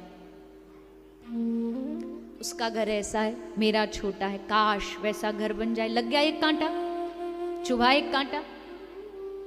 अब जब तक वो उसके जैसा घर ना बन जाए, वो चुभता रहेगा, कुरेदता रहेगा, भीतर से खाता रहेगा। भगवत कृपा से घर बन गया, घर बन गया। अब घर बना शहर से थोड़ा दूर, अब शहर ऑफिस जो है, जो काम जो धंधा है वो ऑफिस शहर में है। अब घर से ऑफिस जाने में बड़ा, ऑटो में तो समय लगता, काश अपनी गाड़ी होती। दूसरा कांटा चुभा, दूसरा कांटा लगा। पहला जैसे तैसे निकला था, अब दूसरा चुभ गया, दूसरा निकलेगा, तीसरा चुभ जाएगा, प्रमोशन हो जाए, नौकरी बहुत दिन हो गए करते करते, कांटे चुभते रहते, चुभते रहते। और जब इच्छा पूरी नहीं होती तो कृष्ण कहते हैं धायतो विषयान संगस्तेषु, संसारियों की संग करोगे इच्छा पैदा होंगी, और जब इच्छा पैदा नहीं होगी तो क्रोध पैदा होगा। क्रोधात् भवति सम्मोहात्, सम्मोहात् स्मृति। और गुस्से से क्या होता है? गुस्से से बुद्धि का नाश होता है, स्मृति का नाश होता है। ज्यादा जो गुस्सा करता होगा ना, ये वैज्ञानिक स्तर पे भी, जो ज्यादा गुस्से वाला व्यक्ति होता है उसको चीजें कम याद रहती हैं, क्योंकि उसकी स्मृति का नाश धीरे धीरे हो जाता है। वो जो एनर्जी, जो शक्ति, उसका बल है, वो क्रोध में नष्ट हो जाता है। और जब स्मृति का नाश होगा, बुद्धि का नाश होगा, तो व्यक्ति अपने स्तर से गिर जाएगा। उसी को डिप्रेशन बोलते हैं। अपेक्षाएं, आशाएं, ये दुख का मुख्य कारण। ये खत्म हो जाती है तो अपने आप सुख हो जाता है। अब देखो, एक बार क्या हुआ, 2 पंडित जी थे। तो पंडित जी एक यजमान के घर भोजन पाने गए। होता है जैसे द्वादशी को उद्यापन, तो गए। अब दोनों पंडित जी जब भोजन करके वापस आए तो एक पंडित जी बड़े खुश होते हुए, हंसते हुए गया, आहा बड़ा मजा आ गया। और दूसरे जो पंडित जी थे उनका मुंह लटका हुआ था।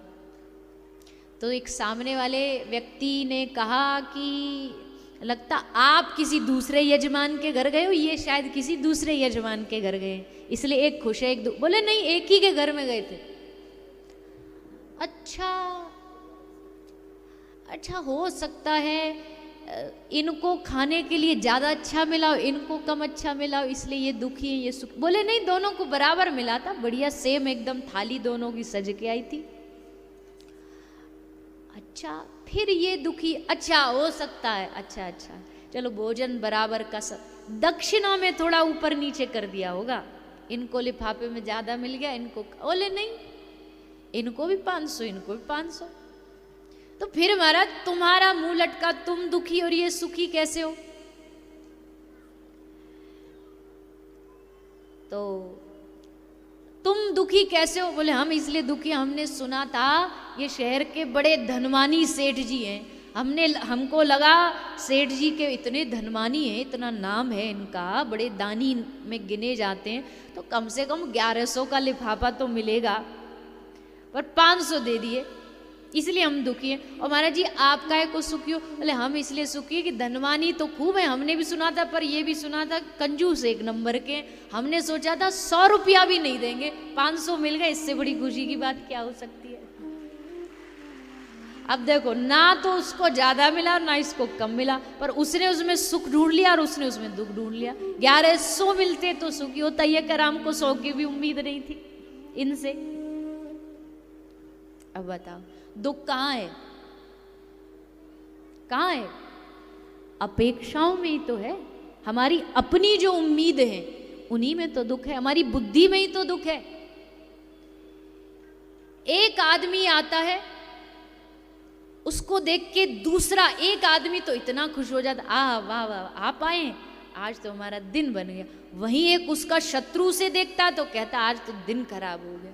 मतलब सुख उस आदमी में नहीं है, दुख उस आदमी में नहीं है, सुख यहाँ है हमारी अपनी सोच में।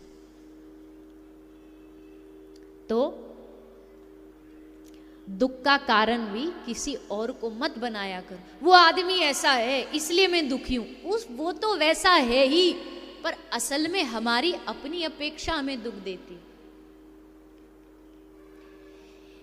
इसलिए एक बात समझ लीजिए, भगवान दुख दे या सुख दे, जो भी दे, अगर आपको लगता भी है कि दुख नहीं ये तो होता तो है, ऐसी सोच से कुछ नहीं, दुख अगर आपको लगता भी है तो भी। एक भजन बहुत पहले गाते थे, फिर अब बहुत दिनों से गाया नहीं। तेरे फूलों से भी प्यार, तेरे कांटों से भी प्यार, तू जो भी देना चाहे दे दे मेरे करतार। मुझे दोनों हैं पसंद, तेरी धूप और छांव।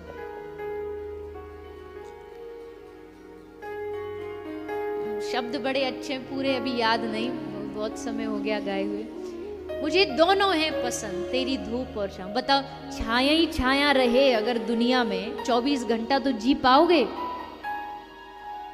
धूप ही धूप रहे तो भी नहीं जी पाओगे। धूप छाया, कभी बारिश, कभी सर्दी, कभी गर्मी, इन मौसमों के बदलने से ही तो आनंद बदलता है, वैसे ही सुख और दुख है।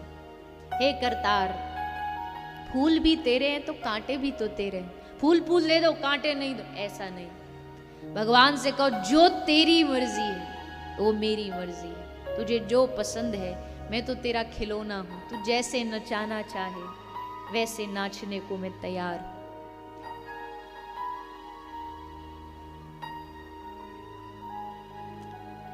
करम के पुजारी करम चाहते हैं, हरम के पुजारी हरम चाहते हैं, पर हम न सुख न दुख चाहते हैं, जो तुम चाहते हो वो हम चाहते हैं।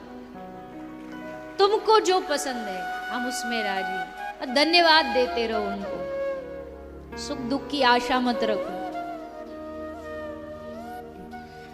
आज वो प्रेस वाले पूछ रहे थे, आजकल साधुओं संतों के पास जाते हैं लोग, बड़ी सारी आशा लेकर के जाते हैं। यही तो परेशानी है, साधुओं के पास जब जब दुख मिटवाने जाओगे ना, धोखा खा के आओगे। मेरा मानना है ऐसा, दुनिया कुछ भी माने, साधुओं के पास अगर दुख दूर कर दे साधु, ये इच्छा लेकर के जाओगे ना, तो साधु नहीं मिलेंगे, ठग मिलेंगे। साधु के पास जाते हो एक इच्छा लेके जाओ, बस कृष्ण दर्शन लालसा। हे प्रभु, हे महाराज जी, हमें बस भगवान से मिला दो, दूसरा कुछ नहीं चाहिए। क्योंकि एक साधु ही है जो आपको भगवान से मिला सकता है। दुनिया के काम और लोग भी बनवा सकते हैं, पर भगवान तक एक साधु पहुंचा सकते। तुम स्वार्थ लेके जाते क्यों साधुओं के पास? स्वार्थ लेके साधु के पास मत जाइए। बुआ कुंती कहती, हे प्रभु हमें केवल दुख दे दो, विपत्ति दे दो। भगवान बड़े प्रसन्न हुए, बुआ कुंती ने ऐसा मांगा। फिर भगवान पितामह भीष्म को दर्शन देने जाते हैं। पितामह भीष्म बाणों की सैया पर लेटे हुए थे, उनको जाकर के दर्शन दिया, उन पर कृपा की है। आगे प्रभु द्वारिका चले जाते हैं। राजा परीक्षित का जन्म हुआ, बड़े हुए। राजा परीक्षित हस्तिनापुर के राजा बने। राजा बन करके एक अश्वमेध यज्ञ किया, घोड़े को लेके दिग्विजय पर गए। तब राजा परीक्षित ने देखा कि एक गाय को कलयुग आकर के मार रहा है, राजसी वस्त्रों में वेश बदल करके गौ माता को कष्ट दे रहा है। राजा परीक्षित ये सहन नहीं कर पाए, तलवार उठाई, मारने दौड़े। कलयुग चरणों में गिर गया। राजा के महाराज मैं कहाँ जाऊं, आप बताइए। राजा परीक्षित ने कलयुग को रहने के लिए 4 स्थान दिए। द्युतम पानम स्त्रिय सोना यत्रा धर्मश्चतुर्विध, जहाँ जुआ खेला जाता हो, जहाँ शराब पी जाती हो, जहाँ पर स्त्री पर पुरुष का गमन किया जाता हो, और चौथा जहाँ हिंसा, किसी पशु पक्षी को मार के खाया जाता हो। इन 4 स्थान पर कलयुग का निवास होता है। ये 4 जगह गलती से भी मत जाइए, नहीं तो कलयुग अपना प्रभाव दिखाएगा। 5वां स्वर्ण, अधर्म नीति का स्वर्ण। राजा परीक्षित के मुकुट में कलयुग बैठा, राजा परीक्षित की बुद्धि को भ्रमित कर दिया। और तब राजा परीक्षित ने जाकर के एक संत का अपमान किया। शमीक ऋषि के गले में मरे हुए सर्प को डाला, जिससे राजा परीक्षित को श्राप लगा कि इति लंघित मर्यादम तक्षक सप्तमेहनि दंक्ष्यति स्म कुलंगारम नोदितो में ततद्रुहम। आज से ठीक 7वें दिन राजा परीक्षित को तक्षक के डसने से मृत्यु हो जाएगी। राजा परीक्षित ने तुरंत घर द्वार सब छोड़ दिया। पता लग गया अब समय नहीं ज्यादा। संतों के पास गए, संतों से जाके निवेदन किया, मैं क्या करूं, मृत्यु जिसकी नजदीक हो से क्या करना चाहिए। तब तत्रा भवद भगवान व्यास पुत्रो यदिच्छसी गाम टमानो नपेक्ष अलक्षलिंगो निजलाभुतष्टो व्रतश्य बाले रवधूत वेश। सुखदेव जी आए, उन्होंने 7 दिन तक राजा परीक्षित को कथा श्रवण कराई। इस कथा से एक शिक्षा और लेनी चाहिए। जहाँ एक गौ माता पर अगर कहीं अत्याचार देख रहे हो, कोई मार रहा है, पीट रहा है, भोजन नहीं दे रहा, या आज की अगर व्यवस्था की बात करें तो ट्रकों में भर भर करके कत्ल खाने ले जाया जा रहा है। अगर भगवान ने आपको सामर्थ्य दी है, शरीर दिया है, बल दिया है, उसका उपयोग करिए। कोई गाय को मार रहा है, विरोध करिए, आवाज उठाइए। लेकिन हम देखते हुए भी आंखें बंद करके वहां से निकल जाते। कोई गाय सड़क पर कचरा खा रही है, पॉलीथिन खा रही है, दिख गया, पता है, सुना है कि गाय अगर प्लास्टिक खाती है तो मतलब वो जहर खा रही है, वो उसकी मौत, मृत्यु है। देख लेते, अनदेखा करके चले जाते। हमें लगता हमें इससे पाप नहीं लगेगा, जरूर लगेगा। कोई कष्ट पा रहा है और उसको वहां देख करके चले गए। सड़क पर ट्रक आया, पैर से निकल के चला गया, टूटे हुए पांव से कोई बछड़ा पड़ा है सड़क पर, देख करके चले गए। क्या हम पाप के भागीदार नहीं हैं? क्या हमारा दायित्व नहीं बनता एक मानव होने के नाते? भूल जाओ, मैं तो धर्म की भी बात नहीं, मैं तो आपको मानव होने के नाते कह रही हूँ, मनुष्य होने के नाते। क्या हमारा दायित्व नहीं बनता कि हम उस कष्ट में पड़े हुए जीव को उठा करके किसी ऐसे स्थान पर लेकर के जाएं जहां उसका उपचार हो सके? लेकिन हमारी एक सबसे बड़ी कमी ये है, समस्या क्या है इस पर लाखों बात बुलवा लो, बड़े बड़े आंदोलन में आंदोलनकारी माइक लेकर के घंटे भर प्रवचन करवा लो, लेकिन उस समस्या का समाधान जहां है वो नहीं करते हैं। आप सब जितने यहां बैठे हो, भगवत भक्त बैठे हो, भगवान के प्रेमी बैठे हो, इसलिए आप सबसे निवेदन है मेरा, और जितने लोग टीवी पर भी सुन रहे हैं, कहीं ऐसा कुछ होता देखते हो ना तो वहां नजर बचा के मत जाया करो। इतनी सामर्थ्य भगवान ने आपको दी होगी कि आप जाकर के कोई छोटा सा 500,000 का एक वाहन कर लो, उसमें उस पशु को, गौ माता है तो गौ माता को डालो और उसको किसी आसपास जहाँ उचित उनकी व्यवस्था हो, वैसे तो व्यवस्था ही बहुत कम है, ऐसी बहुत कम जगह हैं जहाँ विशेषकर गौ माता की व्यवस्था। बड़े बड़े शहरों में वेटनरी हॉस्पिटल है, वहाँ कुत्ते बिल्लियों में तो लाखों खर्च कर देते, कुत्ताओं को ले जाएंगे, उसमें ये इंजेक्शन फलाना दवाई, लेकिन उन अस्पतालों में भी गायों की व्यवस्था नहीं है। पर अगर कहीं ऐसी व्यवस्था छोटी मोटी भी है तो वहाँ जाकर के गौ माता का इलाज करवाइए, नहीं तो आज जो गाय की दशा है ना वो बड़ी दयनीय है। आज से नहीं कितने वर्षों से महापुरुष आंदोलन करते आ रहे हैं, कहते आ रहे हैं कि भैया ये मत सोचो जो आग बाहर लग रही है, जो अमानवता बाहर हो रही है इन पशुओं के साथ, इन जीवों के साथ, इन गायों के साथ, एक दिन वो घुसते घुसते तुम्हारे घर, तुम्हारे परिवार में भी आ जाएगी। ये मत सोचो हम सुरक्षित बैठे, हमें कष्ट नहीं तो हमें क्या लेना देना। एक गाय की चीख पूरी धरती को हिला करके रख सकती है, इतनी ताकत है एक पशु के आवाहन में, पशु की, और उसमें भी विशेष गाय की चीख में। ये सुनो आप, रोज रोज कोई ना कोई घटना, भूकंप की तो एक आम घटना हो गई है आजकल, छोटे मोटे तीव्रता नाप से कहीं ना कहीं पृथ्वी, क्यों? क्योंकि धरती का पहला स्तंभ है गाय। गाय कटेगी, गाय मरेगी, गाय पर अत्याचार होगा तो वो अत्याचार घूम करके हम पर ही आएगा।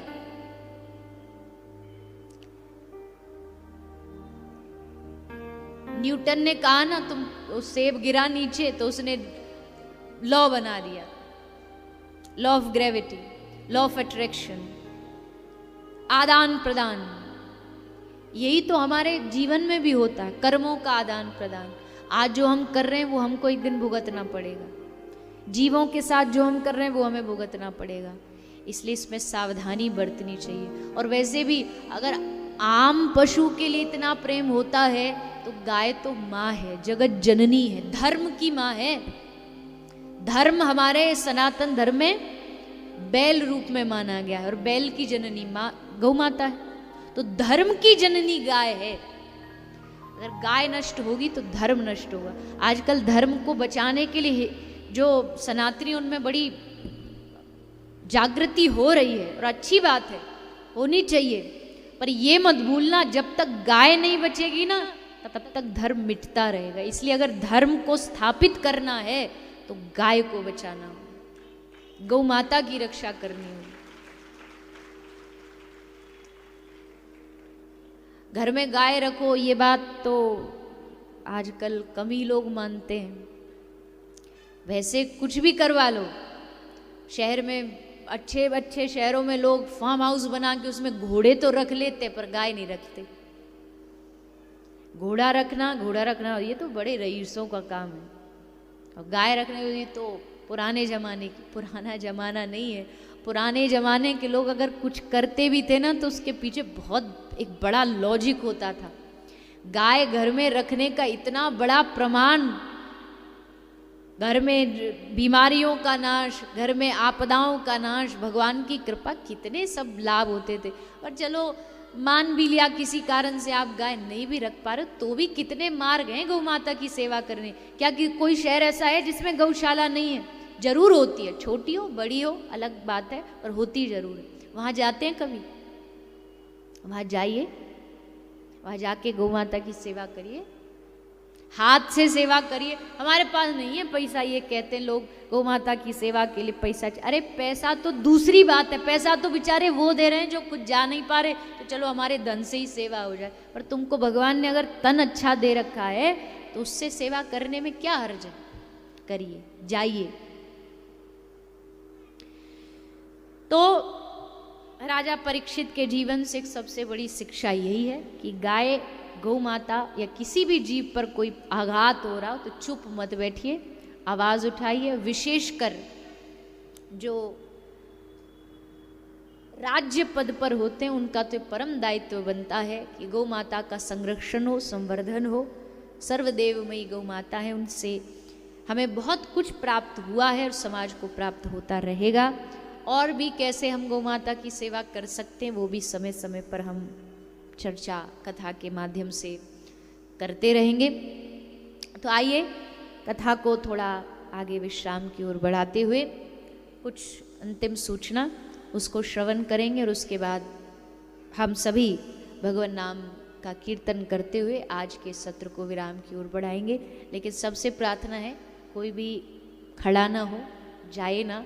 कथा समय पर इसीलिए विराम की जाती है ताकि आप सबको देरी न हो जाने में। 5-10 मिनट और सही सब आराम से बैठ के हरिनाम के बाद, आरती के बाद ही घर की ओर प्रस्थान करें।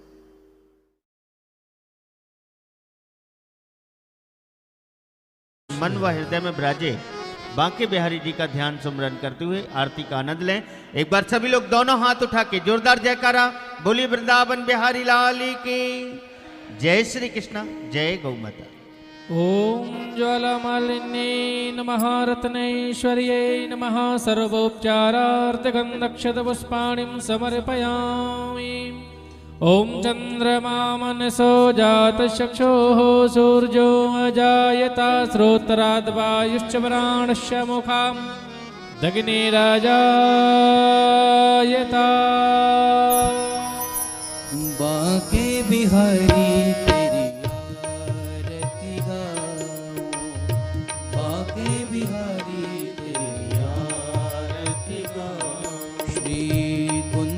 बिहारी तेरी आरती गाऊं, कुंज बिहारी तेरी आरती गाऊं, तेरी आरती गाऊं, प्यारे आपको मनाऊं, आरती गाऊं, प्यारे आपको मनाऊं, तेरी आरती गाऊं, प्यारे आपको मनाऊं।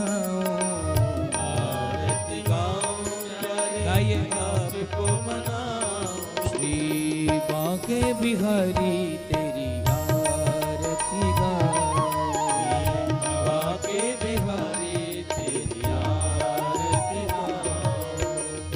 मोर मुकुट तेरे शीस पे सोहे, मोर मुकुट तेरे शीस पे सोहे, प्यारी वंशी मेरो मन मोहे, प्यारी वंशी मेरो मन मोहे, प्यारी वंशी मेरो मन मोहे, प्यारी वंशी मेरो मन मोहे। इसीलिए गाइए, देख छवि बलिहारी में जाऊं, देख छवि बलिहारी में जाऊं, श्री बांके बिहारी तेरी आरती गाऊं, मेरे बांके बिहारी तेरी आरती गाऊं।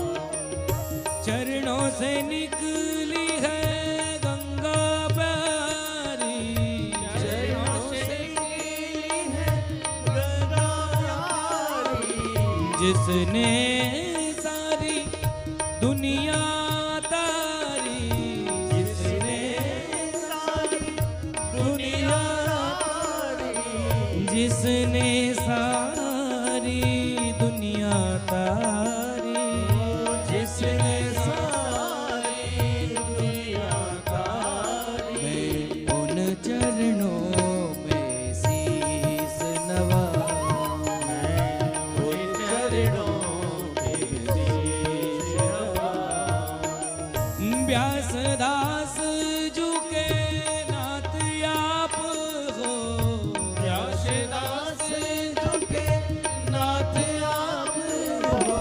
सुख दुख जीवन प्यारे साथ आप हो, सुख दुख जीवन प्यारे साथ आप हो, सुख दुख जीवन प्यारे साथ आप हो, सुख दुख जीवन प्यारे साथ आप हो। श्री चरणों में बलिहारे जाओ, बाके बिहारी तेरी आरती गाओ। श्री हरिदास जू के प्यारे तुम हो, श्री हरिदास जू के प्यारे तुम हो, मेरे मोहन जीवन धन हो, मेरे मोहन जीवन धन हो, मेरे मोहन जीवन धन हो, मेरे मोहन जीवन धन हो। प्यारी छवि को मन में बसाओ, प्यारे बिहारी तेरी आरती गाओ। श्री कुंज बिहारी तेरी आरती गाओ, श्री कुंज बिहारी तेरी आरती गाओ। आरती गाऊं प्यारे आपको मनाऊं, आरती गाऊं प्यारे आपको मनाऊं, मैं आरती गाऊं प्यारे आपको मनाऊं, आरती गाऊं प्यारे आपको मनाऊं। श्री बाके बिहारी तेरी आरती गाऊं, बाके बिहारी तेरी आरती गाऊं। श्री कुंज बिहारी तेरी आरती गाऊं, कुंज बिहारी आरती गाऊं, तेरी आरती गाऊं, तेरी आरती गाऊं।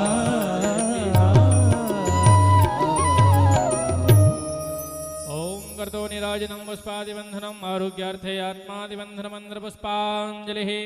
ओम द्योः शान्तिरन्तर्जगुं शान्तिः पृथिवी शान्तिरापः शान्तिरोखदयः शान्तिः पणज्वदयः शान्तिर्विश्वे देवाः शान्तिर्ब्रह्म शान्तिः सर्वगुं शान्तिः शान्तिरेव शान्तिः सामा शान्तिरेधिः। हरिः ओम जदनेन जन्मयजन्तदेवास्तानि धर्माणि प्रथमान्यासन्नः ते हनाकं महिमानः सचन्दचित्रपूर्वे साध्याः शन्तिदेवाः। हरिः ओम एकदन्ताय विद्महे वक्रतुण्डाय धीमहि तन्नो दन्तिः प्रचोदयात्। हरिः ओम महालक्ष्मी च विद्महे विष्णुपत्नी च धीमहि तन्ना लक्ष्मीः प्रचोदयात्। हरिः ओम हंस हंसाय विद्महे परमहंसाय धीमहि तन्ना शुकः प्रचोदयात्। सेवन्तिकावकुलचम्बक पाठलाब्जै पुन्नः गजाति करवीररसाले पुष्पै बिल्बप्रिवाल तुलसी दलमञ्जरीभिः त्वां पूजयामि जगदीश्वर मे प्रसीदा। नानासुगन्धपुष्पाणि यथा कालोद्भवानि च पुष्पाञ्जलिर्मया दत्ता गृहाणि परमेश्वरः। मंत्रपुष्पांजलिं समर्पयामि श्रीमद्भागवत महापुराण पुरुषोत्तमाय नमः। बोलिए भागवत महापुराण के वृंदावन बिहारी लाल की, व्यास जी महाराज की, सुखदेव जी महाराज की, राधा रानी सरकार की, सदगुरुदेव भगवान की, श्री राधे गोविंद सरकार की, गौ माता की, गौ सेवा धाम की। जय जय श्री राधे, जय जय श्री राधे, जय जय श्री राधे श्याम। निताई गौर हरि बोल।